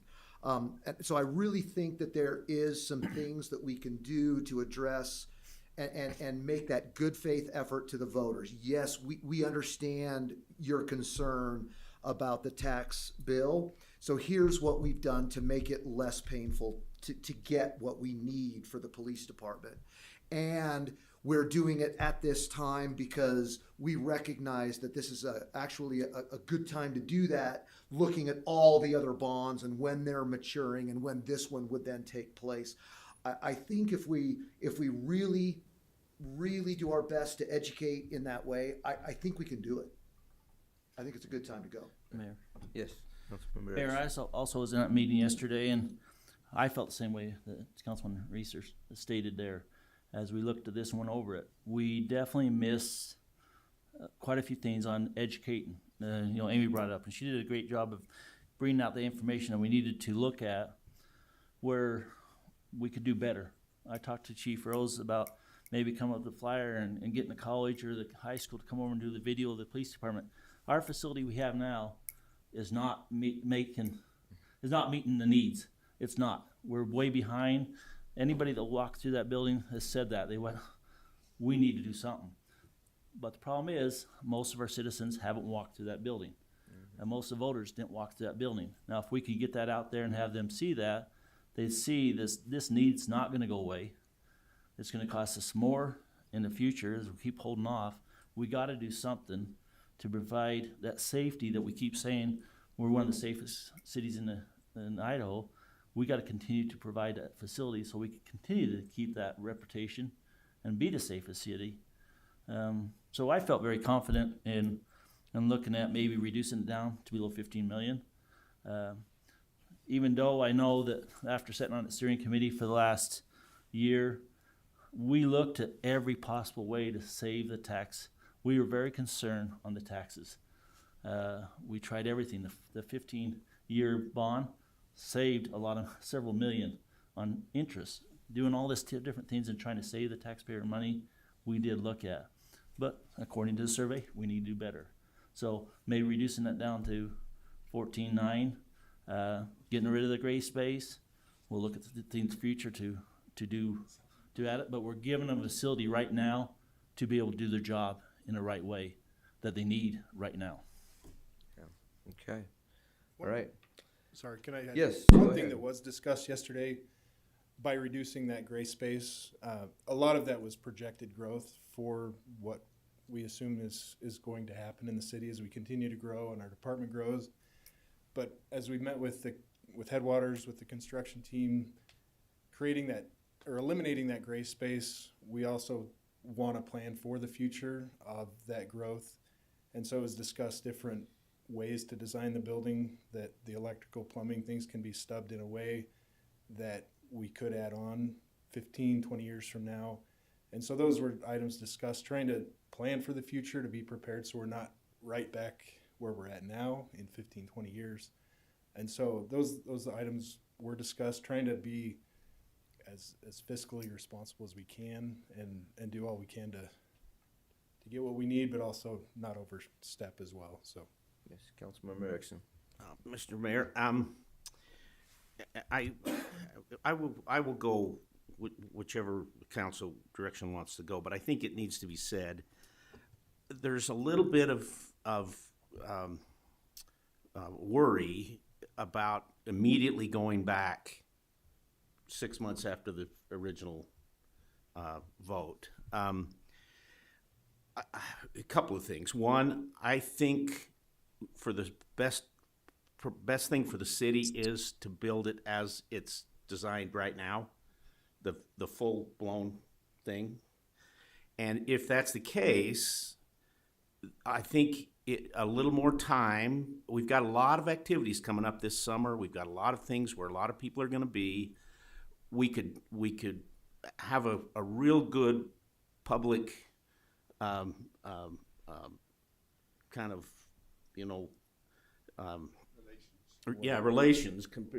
public relations awareness campaign that could really help to get voters out. I worry that if we put it up in May and it fails again, I'm sorry, we're sunk for quite a while. I personally would prefer that we wait until November. I don't know, I know it's another 6 months, and I know the need is here right now, but I'm more concerned about it passing the next time we vote for it, and maybe another 6 months of public relations can improve, because I think that's really where we've got to get the information out, and I think I don't know that we can do it before May. Mayor, can I say something? Yes, please do. In the meeting yesterday, I also wanted to point out that we did discuss that even if we ask for 14.9 million on the bond, we could decide to build the building as is and just try to come up with, the 1.5 million that we would need in order to do that. It's not like we need it in November. We have a little time to come up with that money. So it doesn't mean, even if we ask for 14.9, it doesn't mean we can't build the building as is. And then I understand what Council Member Erickson is saying, but I also think on the flip side that we have built some momentum with just doing the survey, and we did that education in the fall. So I think we have some momentum that if we wait, it could be a possibility that we lose the momentum that we already built. So I'm in favor of trying again in May. I think we looked at the concerns, we're trying to address them. So I'd be in favor of trying in May, and we know that building costs are just going up. So if there's any way we could, be able to act sooner rather than later, it's going to save us money too. Okay, thank you. Yeah, and one other thing I would kind of throw out there too, sorry, just 1 second, is we don't know what might come up in the November election either. I mean, I don't know if the school district is thinking about proposing anything. So I think timing wise, the May, even though, like you say, it's fairly quick, but that's 5 months. We've got 5 months to really hit it hard with a informational campaign, an education campaign, and we don't know what might come up as far as other bond issues or anything like that in November. So I think I kind of feel like May is a better time too. Did you have something? Just for clarification. So Councilmember Johnson was saying that we have money to build the facility. What was she meant that we don't need? I'm just confused about what she was saying there. Yeah, I think the point we're saying is you guys control the budget, right? And so let's say that they passed the bond at 15 million, the bids come back at 14.5. The reality is, maybe you can find a way to come up with 1.5 million and do the gray space. We're not saying you can, we're just saying that, So to make up that, yeah, if that Okay, makes thank sense. you.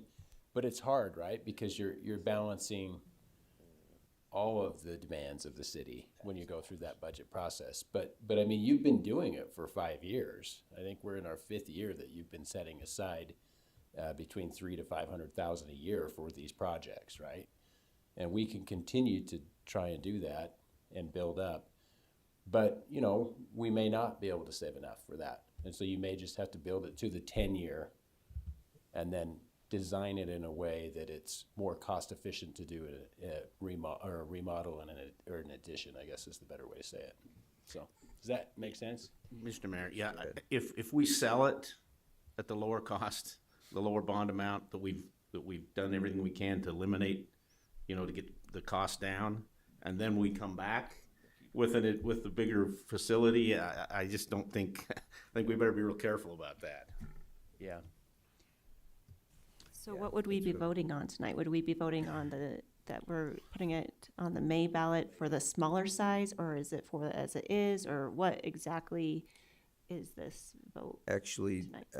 yeah, the vote as to whether to move forward with the May 19th, and the discussion really would be whether we want to reduce the scope and things like that, which, you know, I think, yes, Councilmember Erickson. I agree with Councilman Erickson. Some I'm concerned with May a little bit, but we also got to go back on that we're 63.7%, I think we got on this, and we failed. You can see on the survey we failed to communicate back to our citizens on some things. We didn't get it out there good enough. We didn't bring out the information. I feel like we can do a lot better by setting ourselves up and doing better on communicating out that we can talk more about it, because we shut down a lot of people fearing to talk about it. I mean, I talked to a lot of officers that said, we can't talk about it. Well, they can talk about it, but in their perception, they felt like they couldn't. Yeah. I talked to Chief Rhodes about doing a flyer out there and get those high school and college to do the video and YouTube it right there so people can go right into YouTube and look at this police department. They don't have to come into open house. They can look it on their phone or their computer. I think we can get the information out there a lot better. Maybe we do door hangers, just like I did on my election, to go put door hangers on every door in this whole city to sit there and say, these are the needs we have. It's a very needed police department. And we need to get this thing moving before the cost keeps going up. I've talked to architects, I've talked to builders. The cost is not gonna go down. It's gonna continue to go up, and it's gonna continue to rise to maybe it pushes up to 20 million or 25 million if we wait longer out there. So my preference is I do worry about filling in May, but we was so close, and with the survey, I think we can move that over if we can communicate with our citizens better. Because when I talk to most of the citizens out there, when I started communicating them and telling them exactly this, their vote changed from no to yes. And I'm just a handful, so. You know what I'm gonna say? Can I, Yes. may I? Again, and we can have this discussion later, there's that line between educate and advocate.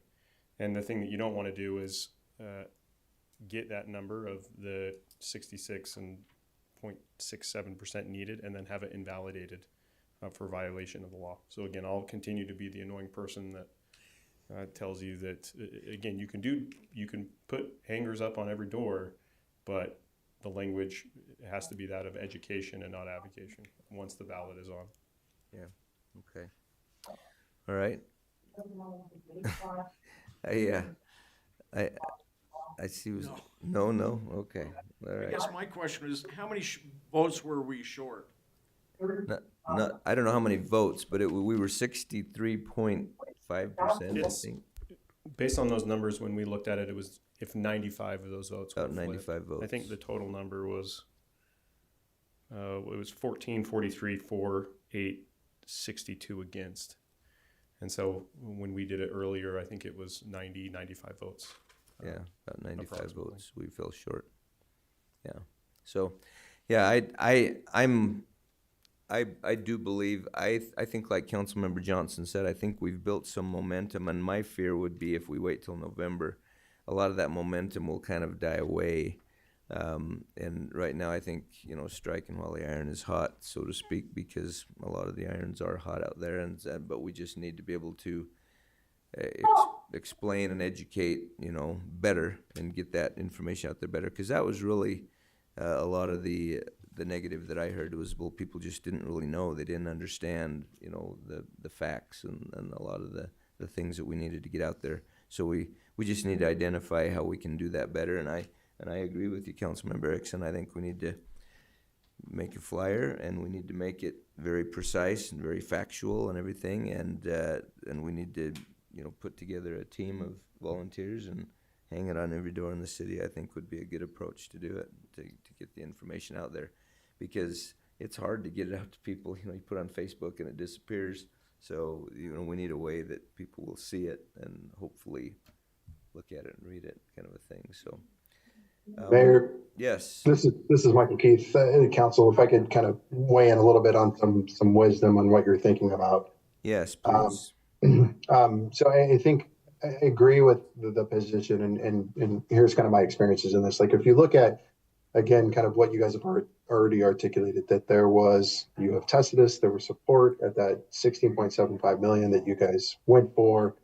And even in the survey, we still show strong support. The things where we're missing, and I know this has been articulated already by the council, is really just some lack of information, and that there is a strong movable middle in this. And I think the other thing that comes out in this from the momentum perspective is there's huge trust for the city's police department, right? And people see the need. And so I really think, I feel kind of strongly about this, that it's really just a matter of how do we kind of leverage stronger communication channels to get that information out there, the need, use some different channels. And I think you guys could probably see some much bigger success, as well as we also know that there's going to be likely more voters coming in. So if you can couple that communication with more voters showing up, knowing that we've got the statistical sample of strong support, I think I kind of agree with the mayor and some of the other council members. You have some momentum. People didn't have a strong against on the project. Yes, property taxes are always going to be a challenge, as people think about things. And I think there's some education we can do around property taxes as well, because some of the things that people associate with property taxes is their overall home values going up, and they associate that with an automatic in tax increases, and that's not always the case. And we can kind of message around some of that property tax burden. So I think with that momentum and seeing the strong results that you guys have, that I think there is a really good chance with good messaging that you guys could be successful in May. Okay. Thank you, Michael. We appreciate that. All right. Well, we've talked about this quite at length. I guess at this time we need to decide whether. I say one thing. Yeah. Okay. So I just want to point out that I know that this did not pass, and that some of our constituents feel that means that this has been said and done. But I would also like to point out that it was a small margin. We still had a majority of people who wanted this. And so I think we should move forward and support it, because it was a majority. It wasn't the super majority, but it was really close. And so anyways, just wanted to put that out there. Yeah, that's a good point. Okay, thank you. All right, well then at this time, I guess I would entertain a motion to move forward on item number 3 here, which is the whether to move forward with a May 19th, 2026 bond election. Is there appetite to go ahead and do that? Mayor, I'm going to make that motion that we, first, I think we need to reduce it to what Matt was saying, at 14. Matt, what was you saying, 14.9? Take out the gray space. Yeah, it would Whatever be the like grace period is. 14,995 roughly.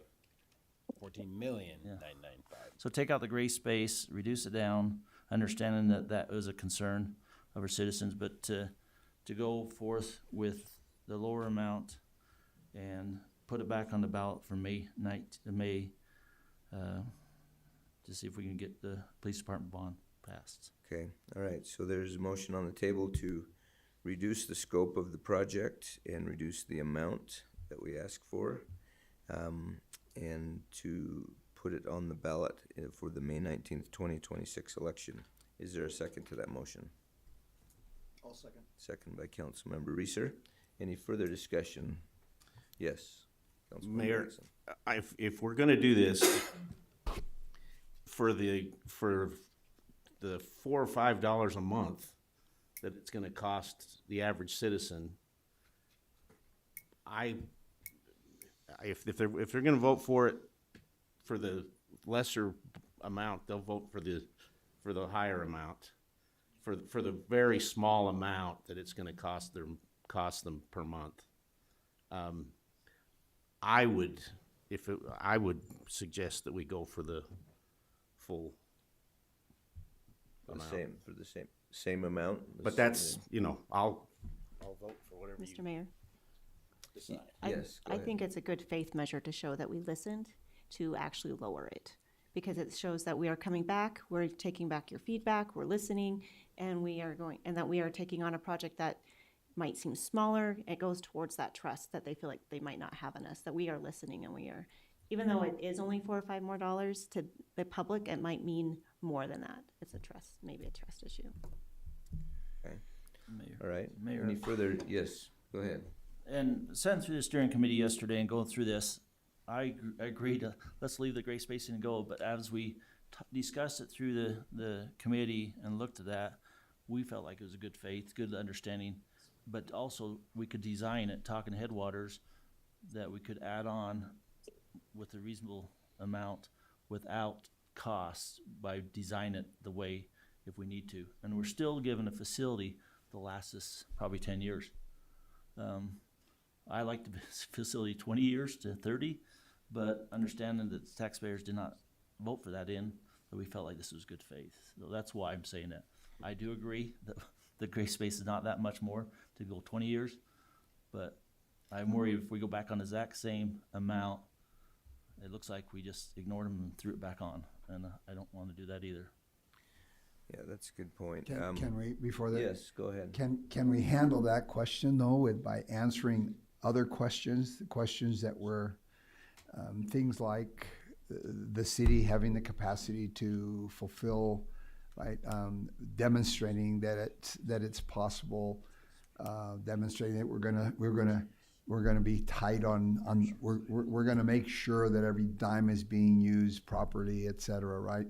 I'm just wondering. I think you're right. I think the voters need to know that we're listening to them.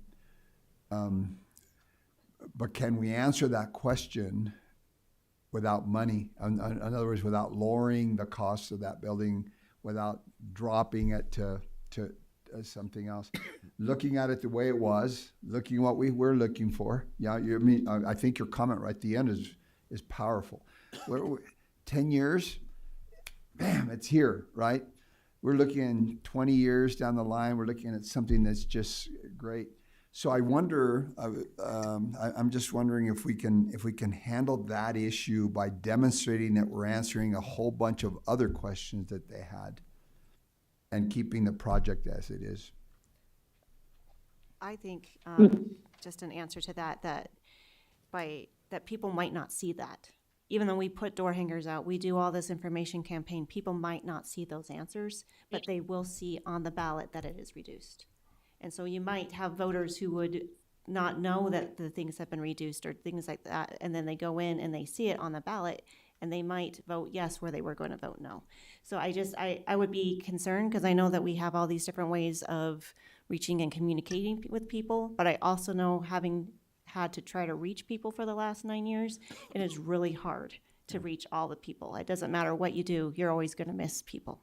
So, Matt, Mayor, could I? Oh, sorry, Brian, go ahead. Yeah, go ahead, Councilmember Johnson. Oh, I just agree with Councilmember Tejan. I think that we want to show we were listening to residents. We don't even know for sure that we'll need that gray space in 10 years. It might be 20 years. And I think that it's a psychological thing even for people, that 14.9 sounds so much better than 16.7, and I don't know if we'll get a third chance to try it on a ballot. So I think if we're gonna try again, we should change something. You know, we should try something a little bit different to show the residents that we're listening. So I feel comfortable with the 14.9 million. Yeah, okay. Will, what are your thoughts? Yeah, I mean, I'm both, you know, I think, you know, it'd be good to build the bigger building and have it because it's the least expensive way to do it.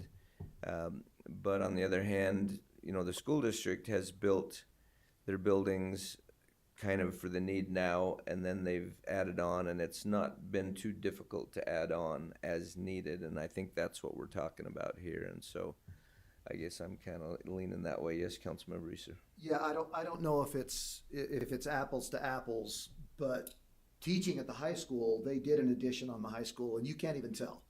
You know, and I know that's kind of aesthetics, but even functionally, you can't tell. Now, I know a school is very different than a police department, and so we can't necessarily make that analogy work 100%. But the way that high school was designed, they knew exactly where that first edition needed to go.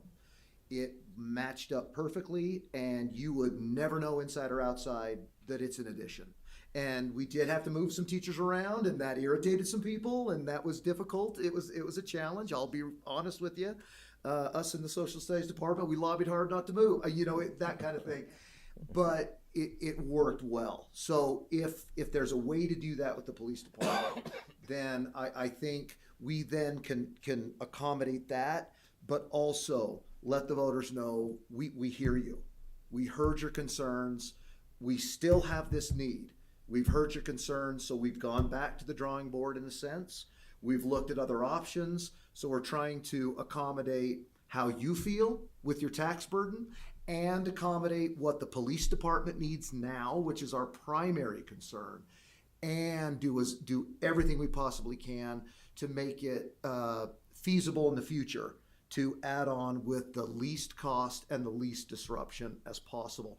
We're not going to be able to do all of it.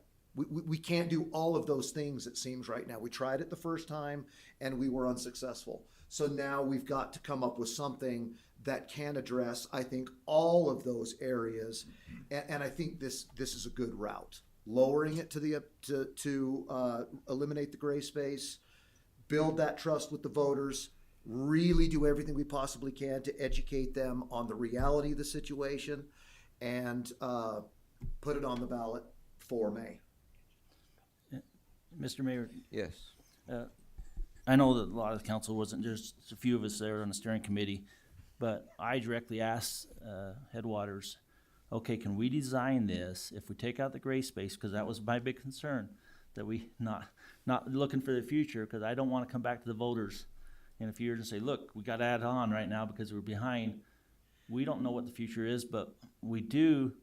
As I talked to the Headwaters, they said we can design this, just like they did the high school and other places, that they can add on with the least amount disruption, and then we can move maybe a division around in that police department and utilize it even better in the future by doing that. So I know when I, 20-something years in law enforcement or in the police department, I moved all over that police department back and forth from one side, well, usually one corner to the other corner. I don't know if they just stuck me in the corner, but that's where I went back and forth. So I think we can do that. I just felt like I say, I'm right on the fence there too with the gray space, but I kind of backed off and said we better do something to listen to this because the survey said it. Okay. All right. All right. Then I would, let's see, we do have a motion and a second on the table. So at this point, I would call for a vote. All those in favor of the motion, please say aye. Aye. Aye. Any opposed? All right, that motion passes, so we will go ahead with that in mind. Thank you. Good discussion. All right, on to item number 4. Matt, do you want to brief us on that item?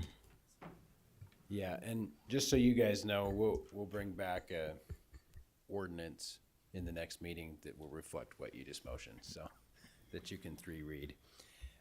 Okay, so as you know, we have the America 250 celebration event on July 3rd that you guys actually look back. You guys passed a budget for us to go out and get an artist. The budget we passed for an artist was about $225,000. We had mentioned Russell Dickerson as an option. This contract would be with that artist, a country artist, and the all-in cost. We talked different options with them. There was some ticket sharing options. There was some flat rate options. It ended up being the deal terms of $200,000 just flat. We pay you that and no ticket split. And we felt pretty good about that, especially as we looked at the amount of tickets that we can sell and the price point that we can sell those tickets. We feel like we can sell those tickets in. And so this contract, there are a few little things, and Spencer can chime in. He's reviewed it. We just barely got it probably 2-3 hours ago. And I emailed it to you guys as soon as I got it. But there are a few things that we need to work through with them, just little things. But I think what we're looking for from you is basically a motion to approve the mayor to work through those smaller issues and then work with legal to make sure that we get all of those small things resolved and then move forward to basically book this artist for that event, which then would allow us to actually begin to market the event, which is kind of important, waiting for. Okay. All right. Okay, this is something that we have talked about previously. Is there any questions or comments on this before we move forward from anyone? I have a question. Okay, and Councilmember Tejan has a question too, so go ahead with yours, Councilmember Johnson. I was just wondering, so with that flat rate, then do we stand to lose more money if the ticket sales are down? Because we're committed to giving him $200,000 regardless of how many tickets we're selling. I guess it would be, you'd have to compare it to whatever he was going to agree to. And we had originally proposed a ticket split where the flat rate would have been $170,000. So I mean, there's a $30,000 difference there, and then he was going to take a cut.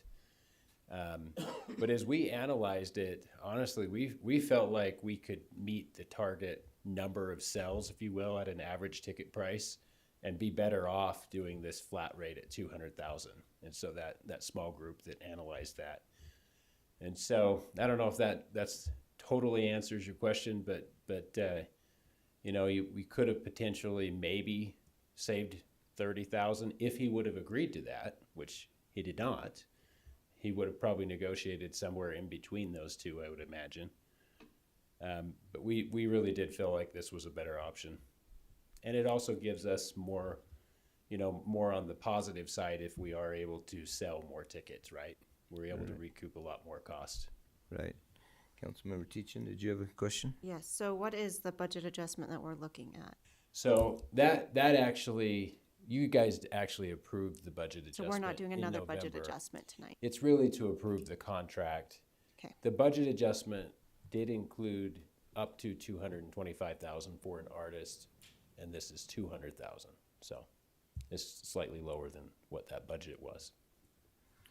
Okay. Yes. My question is, it looks on the contract, if I understand it correctly, that there's 6,500 tickets is what we're looking at. That's the capacity? Yeah, that's the one area we're going to address.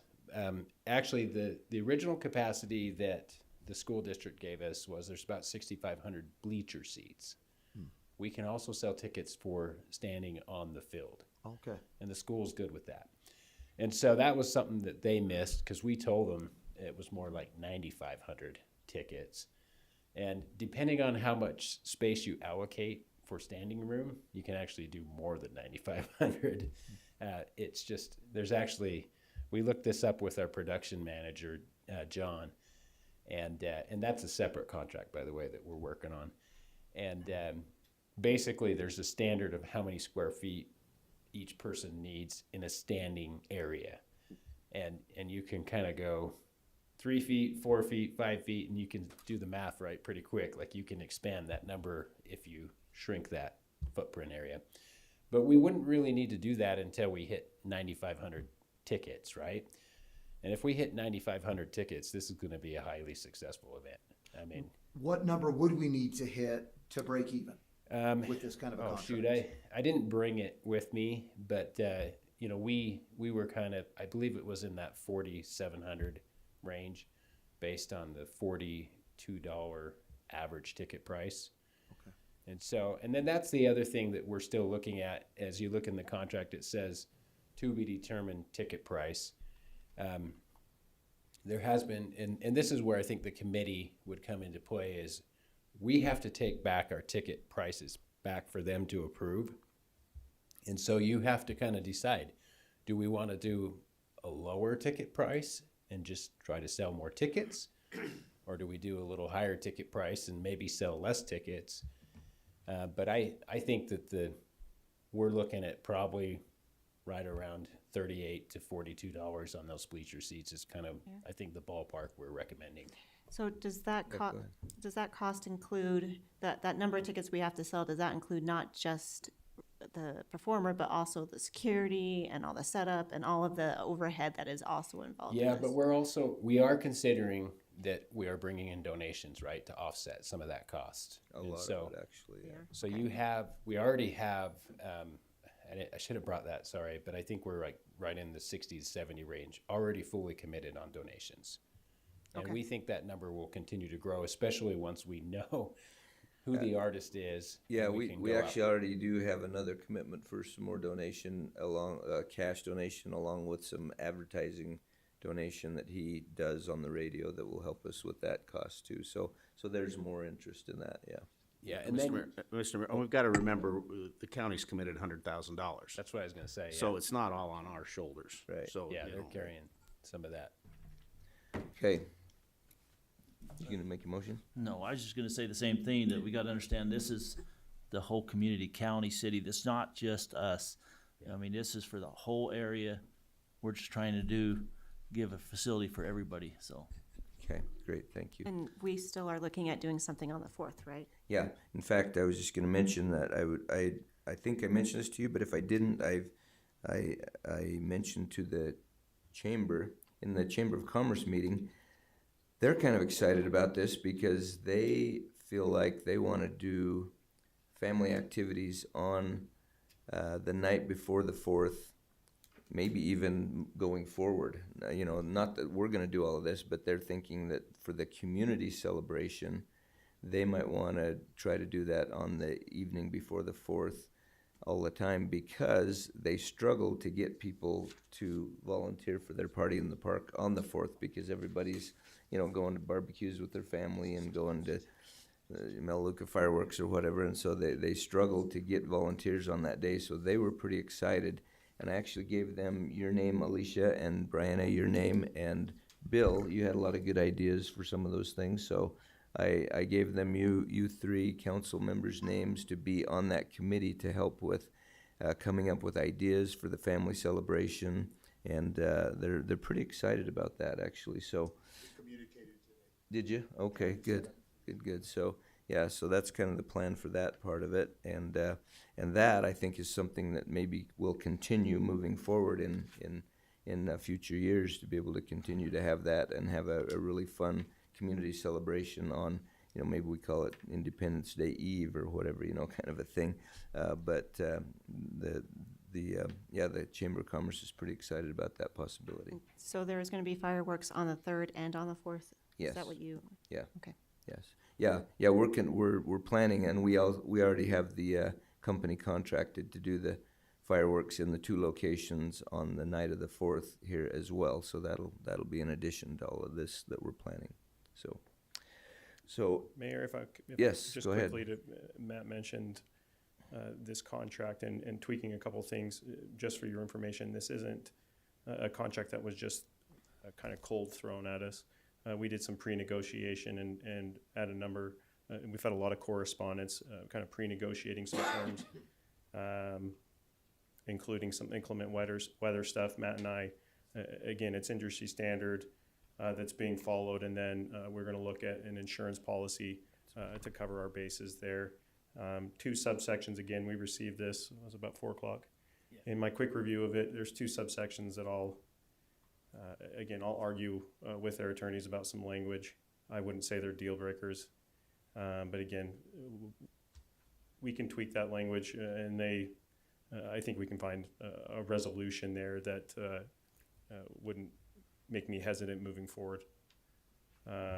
With that again, I think we're very close. We're probably about 95% there. Just figuring out a couple of those things. They can throw a couple insults my way, and I'll remain patient, and we'll get it hammered out. Okay, thank you. All right, I would entertain a motion at this time to move forward with this, the approval of this CAA contract for the America 250 celebration. Mr. Mayor, I'll make that motion that we approve the contract, the CAA contract and budget. Are we approving a budget adjustment? No, you don't need No. a budget adjustment. Yeah, For so I the already did America that. 250 celebration. Yeah, thank you. Okay, is there a second to that motion? I'll second it. Second by Councilmember Colin Erickson. Any further discussion? Hearing none. Yeah, I just, Oh, oh. sorry, go ahead. Yeah, I just want to say, I know I'm in the minority opinion. It's just, my opinion hasn't changed, that I don't feel like it's the role of, the taxpayer to, I hope it's successful, but for me, it's just, not how I envision it. So it'll be a no for me still. Okay, thank you. All right, any further discussion? Hearing none, all in favor? Aye. Any opposed? No. Okay, the motion passes.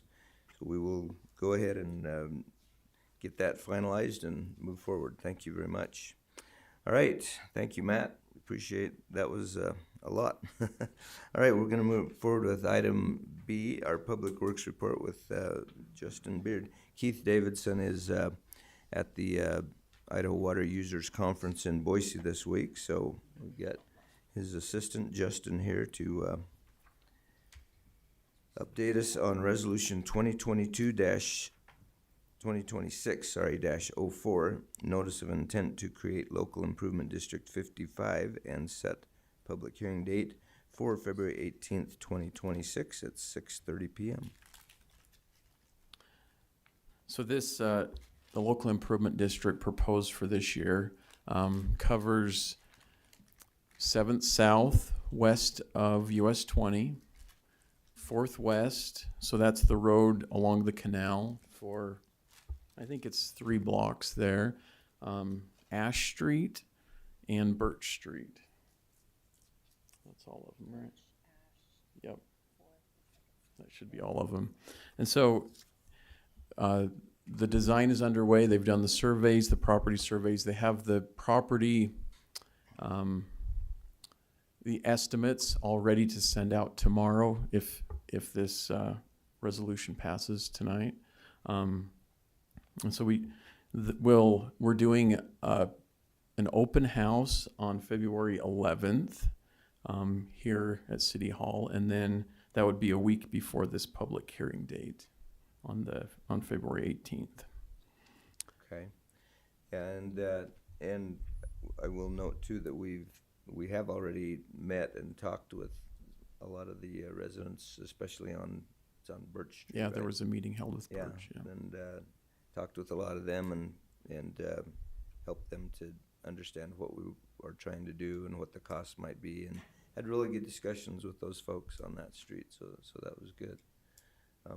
Any Mr. Mayor? further? Yes, go ahead. I'd also like to point out that in the meeting that we had discussing this, that we talked about making sure that the LAD committee was formed by February 14th or 18th, so that they could be part of the discussion as well. So, Thank you for that. I appreciate bringing that up. Okay. Is there any further discussion?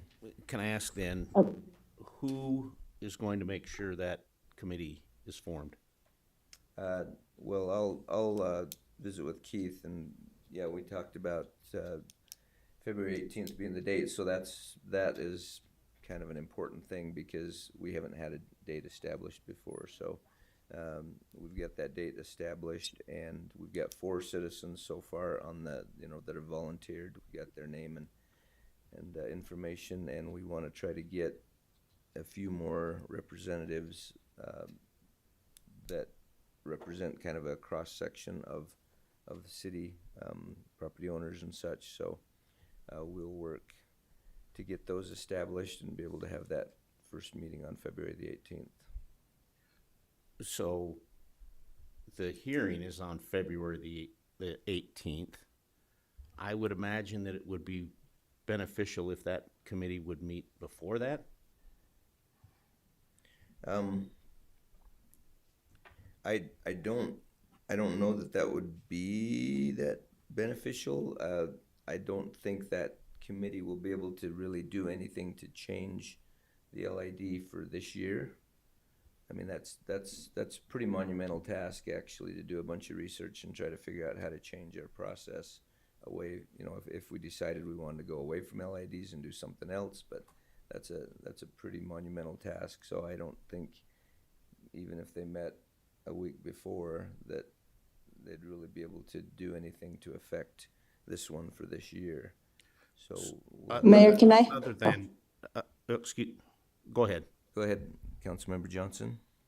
Oh, I think that, you know, we talked, it's been a year since we talked about starting this committee. And so I think that if we met before February 18th, it would show the residents that we're at least trying.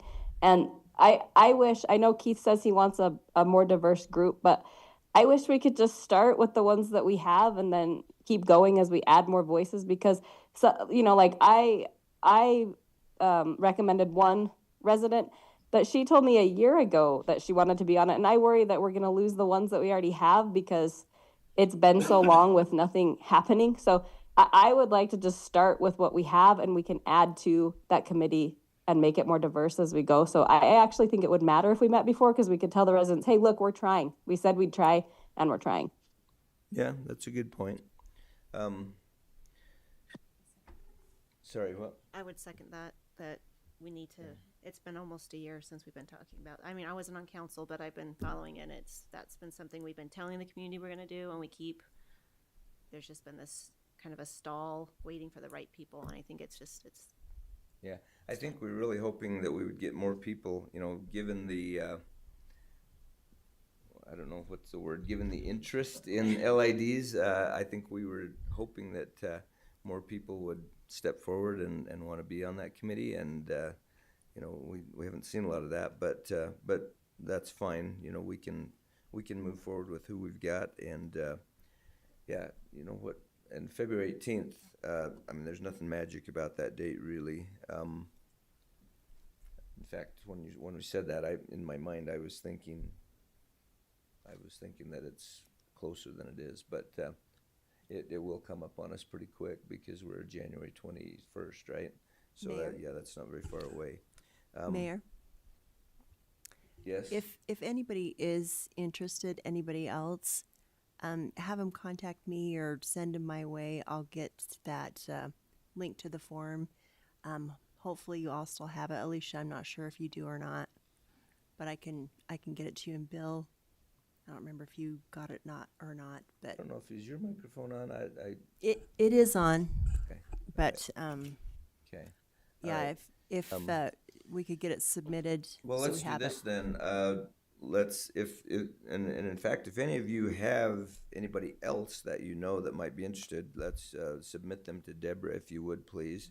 And maybe this is a good opportunity to kind of search our memory banks as to who we think might be interested, and maybe ask a few of those people if they'd be interested in doing that. And then, I mean, we can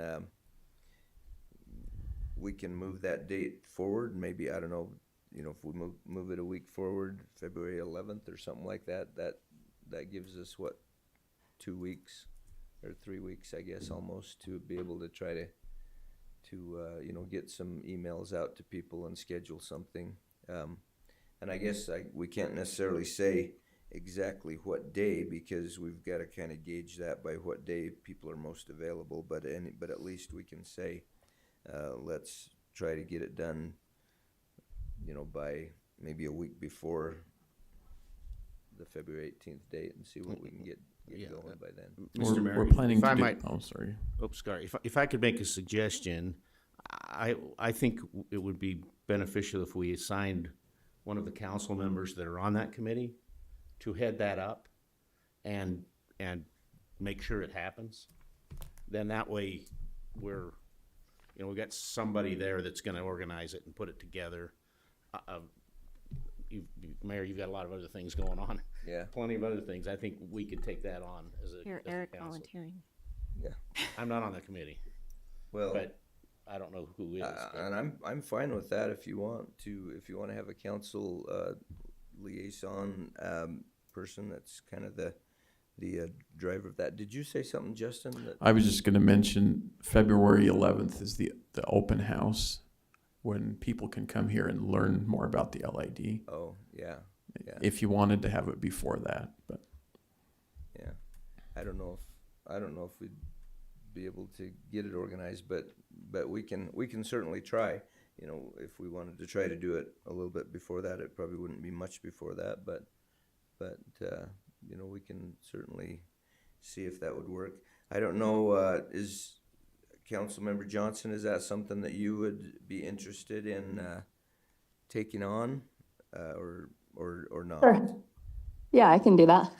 Okay, all right. Well, why don't we go ahead and have you be that person and work with Keith on setting a date and you know, finding out what other people might be interested and seeing what we can do to get folks on that committee and doing. I've actually I did a little bit of research on just some information that I found or was supplied, I guess you'd say, on you know, the way Denver does some things that might actually be applicable to what we could look at. And you know, as we talked through it, I was talking with let's see, I think it was Alan or somebody today about it, and no, it wasn't Alan, it was somebody else. Anyway, we were talking about it, and you know, we already came up with some thoughts that we thought, well, that would be difficult to do because of this or that or the other. But I think those are the kind of things that, you know, will have to be, you know, talked about and vetted and try to figure out what's equitable for people, because the way they do it is okay, but it's not really very equitable for people. So anyway, that's stuff that we can talk about later on as we get this committee going and see what kind of information we can come up with. So Could you just remind me what other council members are on that committee? I'm trying to remember who. Is Councilmember Tejan? Is that what I'm remembering? Or? Remember being? I think it was just, we were just talking about in that Public Works Oversight meeting. And so I don't know if there was anybody actually ever assigned to the LAD. Yeah, I don't recall that we made specific sign. I mean, I guess we could ask right now. Is there anyone or any of you that more than happy to serve on it. you would want to? Okay, Bill, that'd be great. Anybody else that wants to be on that committee? I could do that if you needed as well. Okay, all right. So Councilmember Riggins and Councilmember Tejan, is that who it was? Yeah. Mm-hmm. Okay. Yep. Basically the Okay. same ones that are on the family celebration committee, so that makes it easy. Okay. LAD committee. In fact, I think that is what I was kind of thinking originally. So, okay, well, let's go ahead and do that, and we'll see if we can push that along and get that moving, and you know, do what we can to find out some alternatives if we want to do some alternatives and see what we do. But anyway, the item on the table here in front of us right now is Resolution 2026 to create Local Improvement District 55 for this coming year and set the public hearing date for February 18th. So is there a motion to move forward with that resolution, please? I'll make a motion that we move forward with the resolution number 2026-04. Okay, thank you. Is there a second to that motion? I'll second that. Second by Councilmember Tejan. Any further discussion on this item? Hearing none, all in favor? Aye. Aye. Any opposed? All right, thank you. We will go ahead with that and look forward to what this committee can come up with for some ideas. I think that would be great. Could you remind me when that open house is again? I'm sorry. the 11th. What, do you have a time on that, or is it just like 4 to 6, or? I don't know if that we've advertised it yet, but I think we were saying 5 to 7, something like that. Around there, okay, Mhm. perfect, thank you. Yeah, right here. February 11th, and we'll say, for right now, we'll say 5 to 7 p.m. Okay, that gives people time to get home, have a little dinner, and come back if they want, or if they want to stop off before they go home for dinner, they can do it that way. So That's a pretty good time. Okay. And Justin, will you send that out to us too? Yep, we'll get that sent out. Yeah, that'd be great. Okay. Yeah, for mayor's business, I don't have a lot. We've talked a lot, and I will just say, Deborah passed out this, just so that you know, Councilmember Johnson, since you're not here, I'll have this here for you. But we revamped the assignment, the oversight and liaison assignment list that we had a couple of mistakes on there, and we've redone that, and so we have that here available for you as well. We've passed it out to all of the council members here, so we'll have that available here for you too. All right, and let's move on to item number 8, items for consideration. 8A, planning and zoning recommendation to approve the Waterfall Townhomes plat, subdividing the parcel into 30 buildable lots. This is located at 795 South, 5th West. And Mr. Parkinson is here to tell us about all of these items on this list here, so go ahead. Thank you, Mayor, council members. This is the project, as stated by the mayor, located on 5th West, just down from University to the north of there. It is a townhome project. They have brought in all the information to us. They have met the requirements to be platted, and P&Z has recommended it to you for approval. And I would take any questions if you have any. Is there any questions about this one, this item? If there are no questions, I would entertain a motion to move forward with this particular item. Is there such a motion? Mr. Mayor, I'll make that motion that we approve the Waterfall Townhomes plat as recommended by the Planning and Zoning. All right, thank you. Is there a second to that motion? I'll second it. Seconded by Councilmember Colin Erickson. Any further discussion? Hearing none, all in favor? Aye. Aye. Any opposed? All right, that motion passes. Item B, planning and zoning recommendation to approve the Park Green Townhomes plats, subdividing the parcel into 30 buildable lots. Sounds familiar. And located at 811 South, 5th West. This sounds like it's kind of the same thing, only a different This spot. is a mirror image of what is on the other lot. Same developer, he just has 2 different lots. Same building, same layout, the whole works. And again, it has been recommended by the P&Z for your approval. All right, thank you. Is there any questions or comments? I have a question. Yes, go ahead. So is these 2 properties are located next to the new park that we just formed, is that correct? Yep. Okay. Just Right. north of it, right? Yeah, the park is just to the south of this one right here. Okay. Yes. Okay. Any further questions or comments? Hearing none, I would entertain a motion to move forward with this item as well. Mr. Mayor, I move that we approve the Park Green Townhomes plat parcel. Okay, thank you. Is there a second to that motion? I'll second that. Second by Councilmember Riggins. Any further questions or discussion? Hearing none, all in favor? Aye. Aye. Any opposed? All right, that motion passes as well. Item C, the planning and zoning recommendation to approve a comprehensive plan map change from commercial and intermediate residential to commercial and intermediate residential at approximately 801 South 12th West. This one is designated as Resolution 2026-05 if the motion passes. So Alan, this one sounds a little more complicated. This is a little more complicated. This is the Hines property located just east of the high school, basically the Burton. You can see part of the field house and the tennis courts. They're on the left side. The owner, the purchaser of the property, this is the current comp plan. They're not changing the comp plan. They're just changing where it's located because they want to do something different. And in doing so, they're actually reducing the residential by 2 acres and putting that more into the commercial, but it's a shift. Can we scroll down one more? So, excuse me, they're just shifting it. They're just shifting those boundaries. According to they're going from what they had to what they have. Yeah. Yeah. Yeah. We're trying to get you what the proposal is. You probably see it in your paperwork. Yeah. For some reason. It is slow. But they're running a section along Highway 20 is a partial, and then they're doing LDR through, well, they're doing low residential along the, North no, side. they're doing medium residential in all of the, not getting ahead of myself into the zoning. They're leaving the medium residential and they want a strip of that along 7th. And then they want to be able to run some through the center and then have more commercial along 12th West is their proposal at this time. Planning and zoning did review it and they, again, recommended it to you for approval. There was one vote against, but everybody else voted for it. Okay. All right. Any further comments or questions about this item? Yes, go ahead. So the vote against was Commissioner Geddes. Geddes, Yes. and her main concern was that that she wanted it to be smaller.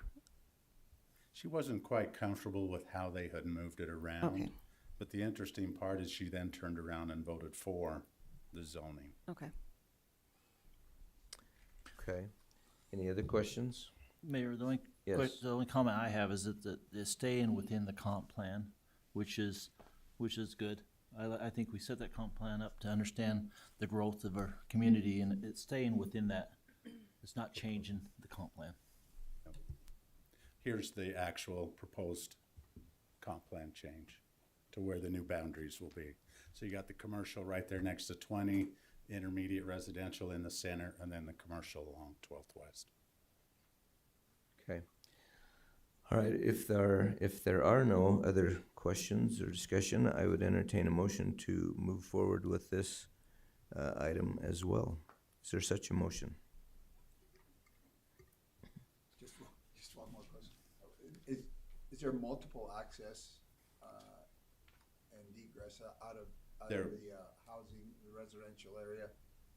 I can't really see on the bottom side, what's the road on the bottom side? There is none right There's now on none. any of the Right, that's up property. against property. That's all gonna come when the plating shows up.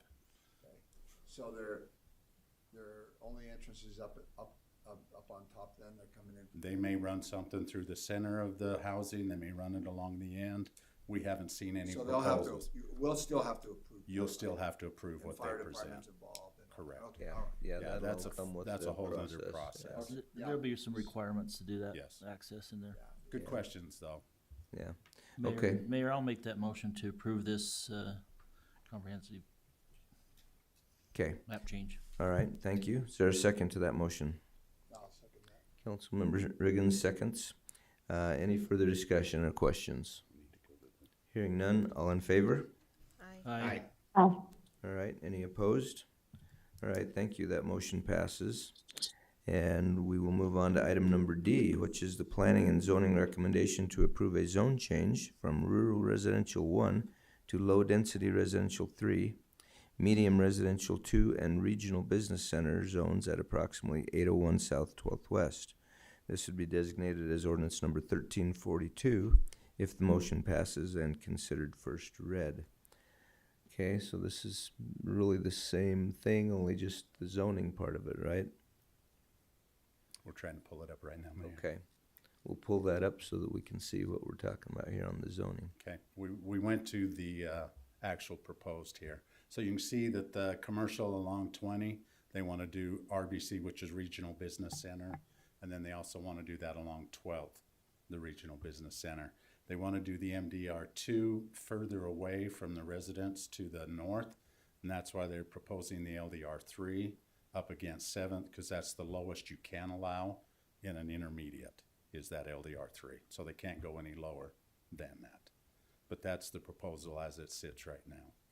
And again, this was approved unanimously by P&Z, and they recommended it to you for approval. Okay, thank you. Any further discussion or questions from council? Yeah. A comment? Or comments, yeah? Yes, go ahead, Councilmember Johnson. Oh, yeah, mine's a comment too. Is that okay? Yes, go ahead. Yeah, I mean, I just am not comfortable. I don't think it's the right timing for changing that to be higher density right now as a zone change. I know that we've already, we talked about this just when we were discussing the Birch property, but we have some intersections, one of those intersections that would be involved in this development. If that gem prep school goes in, it's going to be at an E out of an F. So the traffic is just too big of a concern for me. And with those changes, the developer could put, like 365 units in this area. And it just, I live there, that it's just not, the infrastructure is not there yet. And so the traffic is a huge concern for me. We're not ready for that yet, in my opinion. Okay, thank you for that comment. Just a comment on this. My comment was just kind of, I had a little bit of heartburn in moving it from R1, but where it fits the comprehensive plan, I talked to Alan about this. I felt better about it because the time we spent in the comprehensive plan, design this, we put that in there to go this direction. So I was then okay about it because but that was my heartburn about moving it from R1. Because I think we need to reserve some of those RR areas in our cities. So, but that's just a comment. Okay, thank you. Yes, Mr. Mayor, Councilmember just Erickson. quickly, I would be much more comfortable with MDR1 instead of MDR2. That seems to be a big jump, and the density goes up considerably between MDR2 and MDR1. But I'm confident that in the plating process and the review and the traffic study that's going to have to be done, I'm confident that they're gonna have to scale it back to some extent. I don't know. The mitigation of the traffic issue is gonna have to be, I don't know what they're gonna do there, but that's gonna have to be determined at plat time. Yes. So I'll just have confidence that staff's gonna make them toe the line and make sure that we're not gonna overburden that Well, and 12th one West. of the things to realize on this also, this is going to require 12th West from that intersection to be built out all Yeah, the way to right. Yeah, that's the other- University. that's the And other putting mitigating. sidewalks in and everything else that now creates safety for the students or people or anybody traveling along that. Yeah. One of the things that could end up, and this is a traffic impact study, you may end up with a stoplight there on 7th and 12th. Yeah. But again, that's a traffic impact study that will help us find out what works best. Right. Yeah. Thank you. Okay.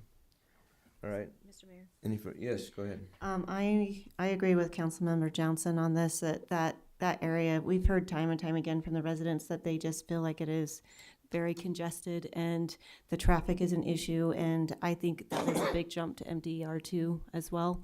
And I think we need to try to take that into account, that is a lot more units that we're adding into there. It's not, it's a large amount. So I agree with Councilmember Johnson and Erickson on that point. Okay. Mayor, if I may, one of the things you look at when you're doing your planning, and this comes into where these fit, and the main thing you have to look at is if you have a commercial element, you want to start with your higher density next to that and then taper down. So this is something that we have done in other areas. We did it with Trapper Landing, where we had MDR2 next to our commercial, and then the next level is you want to start stepping down from there as you get further away. So this falls very good within how you plan these type of things to happen in that area. Yeah, and yeah, and you gotta consider too. I mean, I understand that there is going to be traffic impacts, and that's one of the reasons we'll do the traffic study and try to mitigate those as much as we can. And then of course, we talk about this ad nauseum, but in order for us to try to get that overpass over the freeway, we're going to have those traffic impact studies and all of those things to try to get that in place as soon as we can. And is there going to be a little bit of pain before we get that? Yes, there is, but we've got to be able to show that we need it too. So yes, Councilmember Erickson. Mr. Mayor, just so all the council knows, I did try to get a hold of Keith today, and I did not get a hold of him. He's in Boise, and he didn't get time to call me back, but I did not make the last meeting with the state on coming up with ideas on when we can get this 12th West and Main Street fixed at intersection. And that's been brought up several times with the state. We're working very hard to push the state faster to get that done, to get that traffic moving. We do know there's a concern there. The state knows there's a concern there. And I'm gonna try to make the next meeting and really emphasize that because of all this development going on out there more, see if we can get some money from the state to change up that 12th West and Main to put the more lanes there so they can turn in and get that traffic moving. So that's just information for the council that we're trying, and we're definitely meeting on that regularly. Yeah, we're pushing them pretty hard on that. And Mayor, in our last RPO meeting, it was one of the main points of talk to discuss that. And I think they had set up another appointment to meet with the State Department out there again to see what they had come up with. So Keith is meeting with them very regular, Okay. on what needs to be done. Okay. I just would like to also comment, though, that there is a lot of development already happening out there. There is Trappers Landing that you just said, as well as more going out in Summerfield. There's a lot of development happening already there. And one of the things that we hear from the residents is that they don't feel like we are good at planning. And so I think this, and I'm just concerned because I just know that those neighbors and that part of the community really feel like they are being bombarded. And I just think we need to maybe take that into consideration just a little. Well, yeah, and we can't, and we definitely will, and when we're planning, or when we're, trying to figure out the best ways to handle that with the traffic study and all those kind of things, we'll try to figure out the best things that we'll handle, it for now, and then being able to try to move forward in the future with what we can do to improve things as we're moving on. So, yes, Councilman. Just help me with my ignorance for just a moment. When we have these folks that come in with master plans, communities like this, like the ones that have gone out there and stuff, are we requiring or asking them to participate in the widening of roads and so on, and as like 12th West itself, right? So are we, again, I'm ignorant on this, so are we asking them to do their part in this? That's the only way we get our roads built out.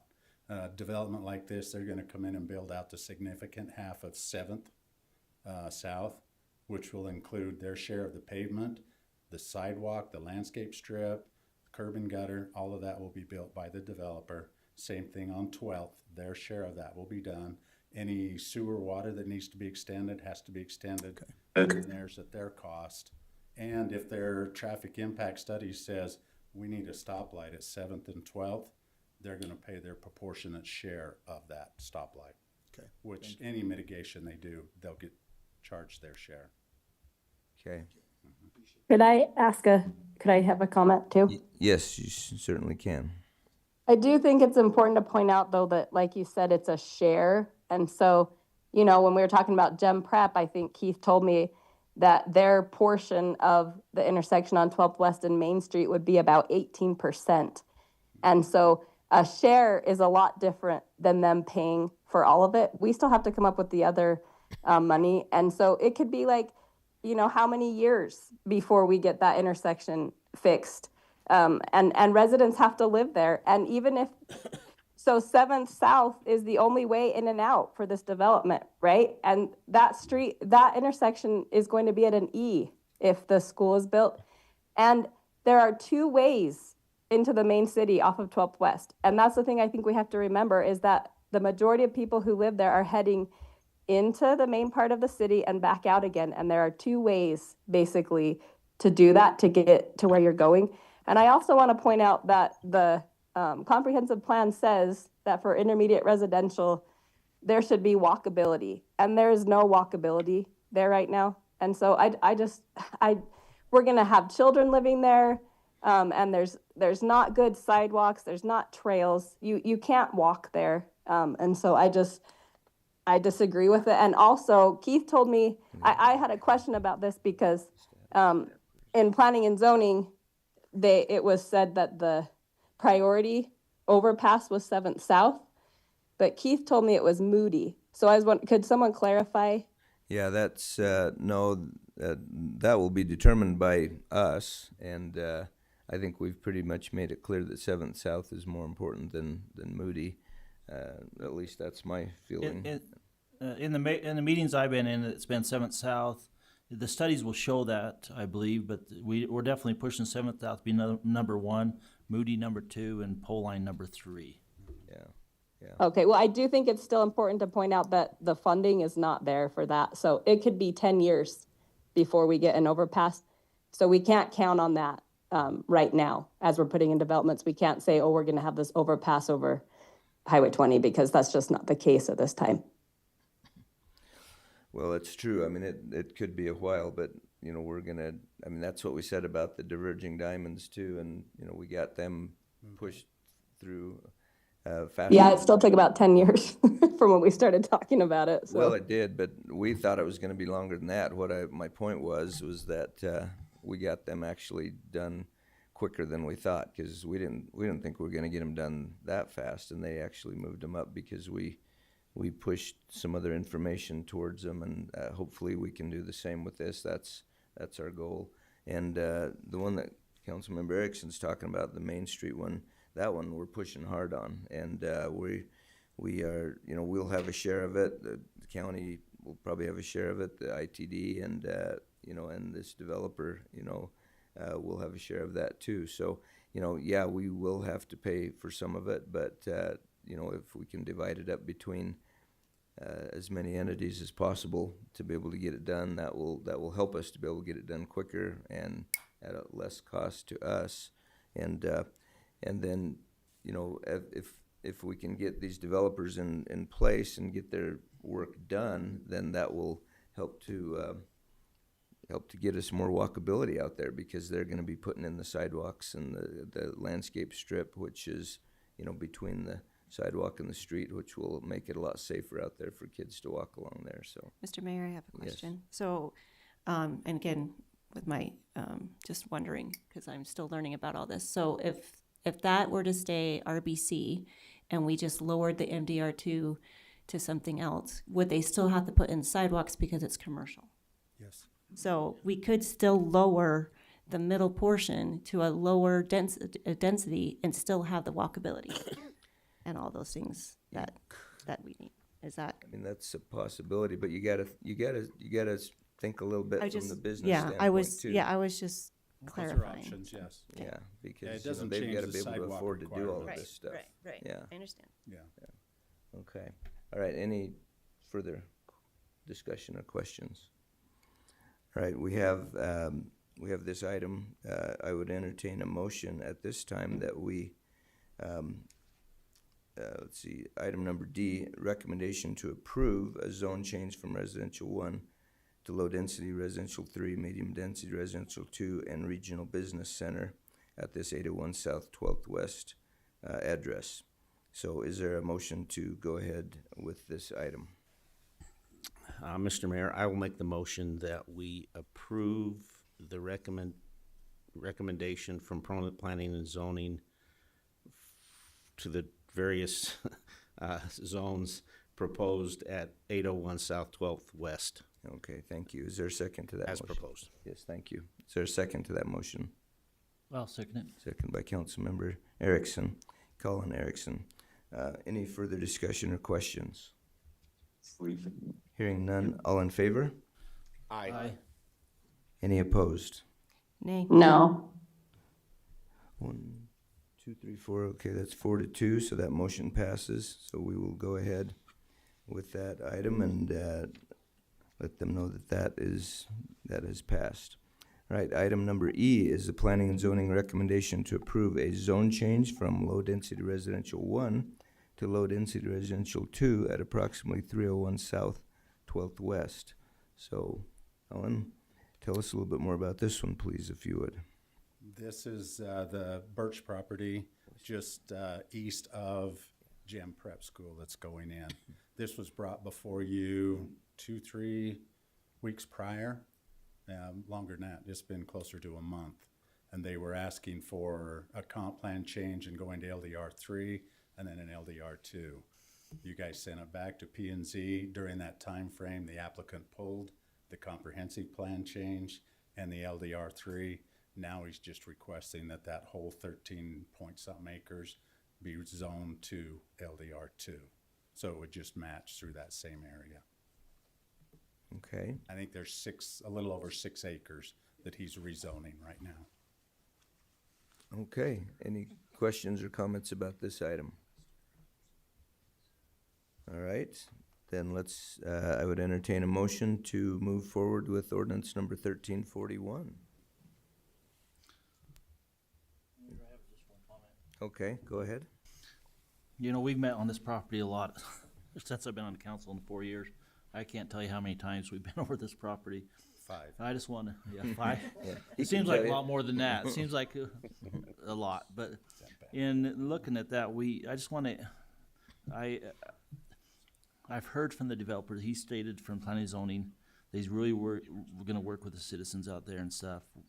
We heard some major concerns out there. I also live in that area. We also, I want to recommend, look at, we did lower this once from RR2 down to LDR. 1 and LDR 2. Yeah, LDR 1, LDR 2. So we have lowered it already. Now we're going to lower it one more time. I just want to emphasize again, I'm not totally against this, but we got to protect some of the RR2s. I think R1's probably going to be out of the city with acre lots with how high land is, but we got to protect some of the RR2 as we start changing these zonings and stuff. But I'm not totally against this because I've heard the developer, and I've even talked to the citizens that met with him afterwards and said that they very much appreciated just communicating with the developer, and that's a good thing. So I just wanted to put that on record that there was lower on zoning already once before in the time frame I'm here, or now twice, and continue to move forward to make this a good community out there and good neighbors. So.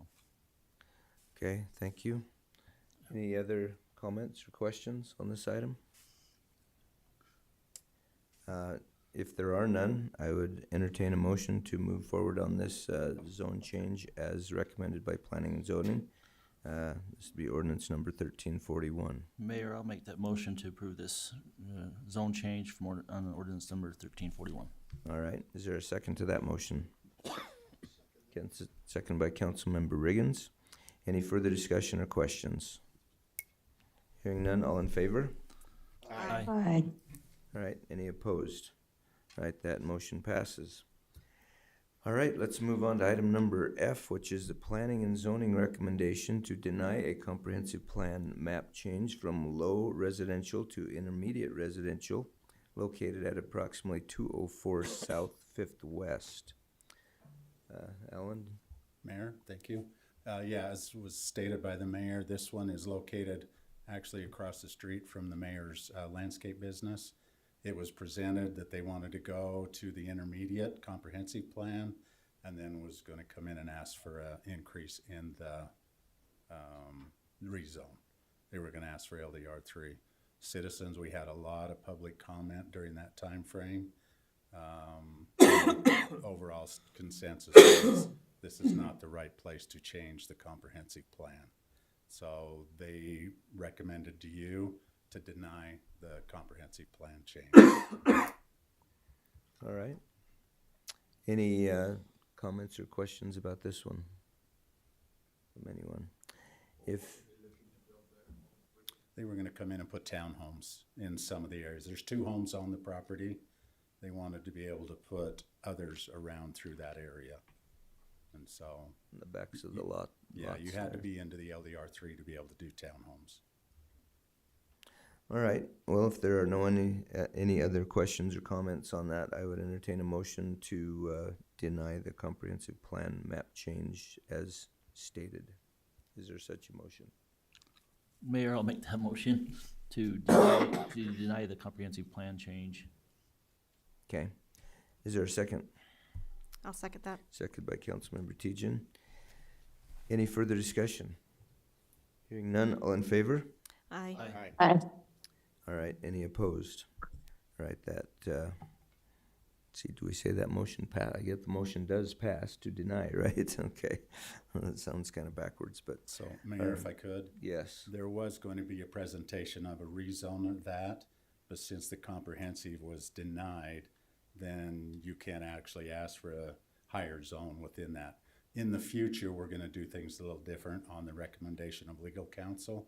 We're going to present that to P and Z so they can also deny that one to give the applicant that opportunity. Because if you happen to reverse that decision, then we would have to go clear back and repost and do the whole thing again rather than follow through the process. So that's what we're going to do in the future is bring Okay. that forward All with right. denials.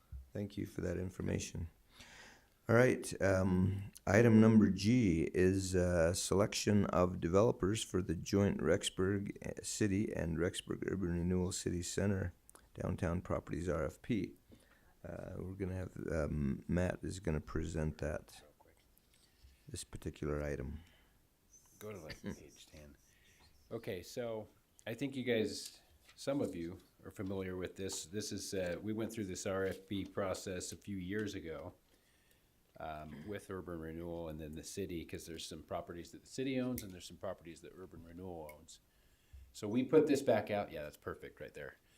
And just a quick overview, these are the three sites. So number 1 in yellow over by the Porters, number 2 by Beehive Federal Credit Union, and then number 3, of course, by the movie theater there.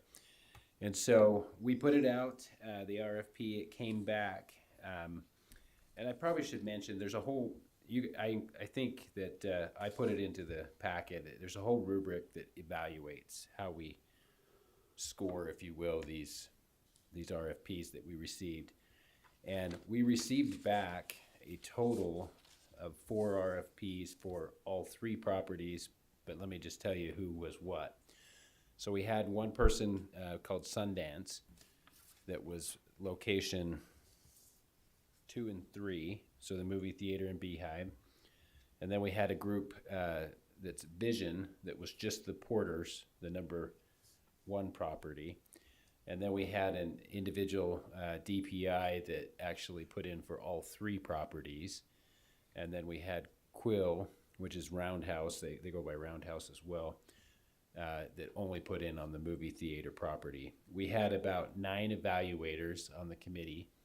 And so as we went through this rubric and scored them, it became pretty evident that the recommendation that we would provide is Sundance, to work with Sundance on number 3 and 2, and then work with Vision on lot number 1. And what we're saying when we say work with them, the process would be that if we get your approval, which we took this to urban renewal as well today, and they motioned to agree for staff and others to work with what we call an exclusive negotiation agreement.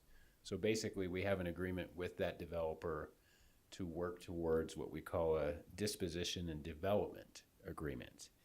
And so what we're really seeking from you is the ability to work with Sundance on lot 3 and 2 and Vision on lot 1 towards those multiple agreements. Okay, any questions on this item or comments? Just to clarify that, we're not committing to anything. It's just conversation, right? So we've looked at them. We've said these guys proposed some great things, but not not exactly what we want, right? So the idea is to sit with them, to consider, to talk, to see if we can get to where we want to be. Then, yep, we'll come back. Yeah, and that negotiation agreement is the piece that allows us to do that, right? And then if we can all agree, then we enter into that development agreement, if you will. So what kind of things are we asking for them to, what are some of those things? For example, the developer here for 2 and 3 was mostly student housing, because that's what they do. They had a little bit of commercial component on. Like mixed use or? No, Okay. just student housing, and that's part of why we want to work with them and negotiate with them, because we feel like in the downtown, they should be more mixed the use. rubric? And not just, not just student housing. So, Yeah, and you said they did have some commercial, you said a little that, bit right? of commercial, yeah, on each corner, very, very small, a little bit of commercial. So, yeah, what we're hoping to do is work with them, and look at some different alternatives, maybe even some different partnerships for them, so that they've got somebody that is more familiar with commercial, you know, and just really, like Councilmember Riggins said, be able to go into conversation with these folks and be able to try to come out with kind of what we have as a vision for what really should be in the downtown, to help it grow in the best way possible. Right, so, I just with my emphasis being on preserving the downtown and the history that is there, I would like to just recommend that we try to do our best to expand that history, or to preserve it, or to do things that we can to make sure that we are encouraging the history of downtown to also for that area. Does that make sense? These are, so you have two empty lots, right? So Right. there are no buildings there. Right. You have a parking lot, so there's no buildings there. Well, just maybe like buildings or designs that Yeah, so. that don't stand out, that look more like they belong with it. Does that make sense, so that it feels like more like a historic? Yeah, and actually, if you look at some of the stuff Versus- that these developers have done in the Rexburg area, they're really good about that. So even this new building that just went up, it's good. But that is big. It's huge in when we're as we're planning, thinking, considering one, we're considering the master plan for the downtown area, right? Walkability, to be able to walk, to be able to shop, to be able to play, and to be able to eat down there, and then housing, whether it's student housing or apartments, and then even considering some perhaps sales of, say, the fourth floor being condos that could be purchased, right? So we're trying to really, really keep it within the master plan of what we want Rexburg to look like. Okay. No, I do agree with you though, Councilmember Tejan. I think if we were to look at, the buildings the developer has built, they're very good, very solid, good, nicely designed for where they are. But I agree, I think in the downtown area, we need something that just looks a little more, I don't know, historic, is that a word for new buildings? I mean, That just it something belongs. that fits the character of where they're gonna be built Right. a little bit more. Right. We have an architect in our midst here, and he probably knows what I'm talking about, right? I mean, I wanna say, just because, and we're not Chicago, but when I visit a place like Chicago or New York, you go downtown and the buildings downtown are just cool. They have a nice feel for what the area is, and I know we can't probably do that because these guys had millions of dollars that built these buildings, but if we can do something that at least is a little bit more that direction, that gives a little bit more of a downtown-y historic type of a feel, I think that's part of what we're looking for, Well, and along with the usage of them. I think that will help bring in tourism as well, because you have that feeling of history there. And so and I think that that's really important. We have all these people who are coming to this area for different reasons, to do different things. And tourism is something that I feel like we could, to help capitalize on that. But I know that, so just to make sure that the look and the feel already fits inside of what is there is what I'm asking. Yeah, I agree. Can I add something on that? Yeah. So to give you some context, if you go to the form-based code that's on our website, they are well aware that is what they have to build to, is that standard, and that has examples in that form-based code, and that's in the RFP that they would have to build to that form-based code. And so if you think about what that form-based code is, you look at like Hemming Village and those type of things, those are built in that form-based code. And so anyways, I think that that's really what's gonna guide that, is that form-based code. Yeah, that will be the major guide. And if we can encourage, a little bit of, thing that maybe even goes a little bit beyond that, if it's affordable, then I think we can encourage that too. And I think we need to, as much as we can, to do exactly what you said, to make it more interesting and more, a place that will be more attractive to tourists and things like that, so. Mayor, if I Well may. taken. Who's the RURA? What's that? That's the Rexburg urban renewal. yeah. Rexburg Urban Renewal Development. Okay. So Association. that's urban renewal. Yeah, urban renewal. Renewal, yeah, they changed Okay. they changed our name for it. Okay. No Yeah. problem. Okay, Mayor, All if I right. may, quickly, yes, just for the record, I think it's important to note that in this procurement process and with this RFP, this delivery system contemplates the ability to negotiate at this point and to move forward. But again, I think it's important to note that if it changes, if there's a substantial change or the nature of the RFP would change to the point of where it is fundamentally changing the process or the project itself and what was requested in the RFP, we would go back, we would deny those, we would go back and essentially put out a new proposal. So I think that's worth noting because again, there are rights that are associated to those who made a bid for the project and they're not selected. And so again, we're mindful of that.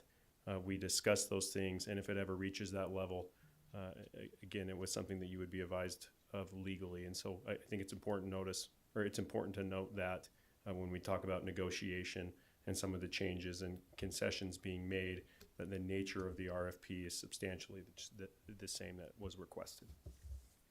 okay. All right, any further questions? All right, hearing none, I would entertain a motion to approve the selection of the developers for this Urban Renewal City Center. Is there such a motion?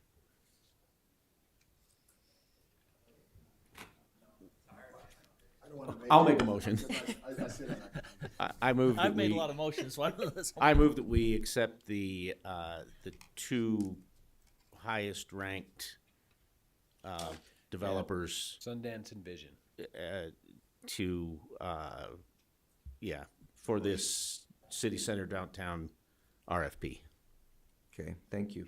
Is there a second to that motion? I'll second it. Second by Councilmember Colin Erickson. Any further discussion or questions? Hearing none, all in favor? Aye. Any opposed? All right, thank you. That motion passes. Excuse me.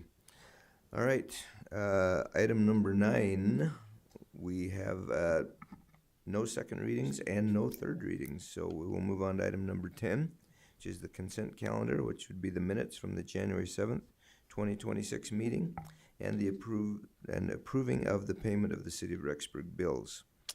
Is there a motion to approve the consent calendar? Mr. Mayor, I move that we approve the consent calendar, approve the minutes, and approve the payment of our bills. Okay, thank you. Is there a second to that motion? I'll second it. Second by Councilmember Colin Erickson. Any further discussion or questions? Hearing none, all in favor? Aye. Any opposed? All right, that motion passes. We will enter the minutes and pay the bills. Mariana, will you note the abstention there, please? Okay. Unless there's anything else that needs to be brought up before us or discussed, this meeting is adjourned. Thank you very much, everyone who attended, who was in attendance here tonight. Thank you for all that discussion. That was a lot. Yeah, it was. Councilmember Johnson, I think I caught your cold. Recording stopped. Uh-oh. Oh, just over online. I'm feeling like my voice is worn out here, but thank you for being online. We appreciate you.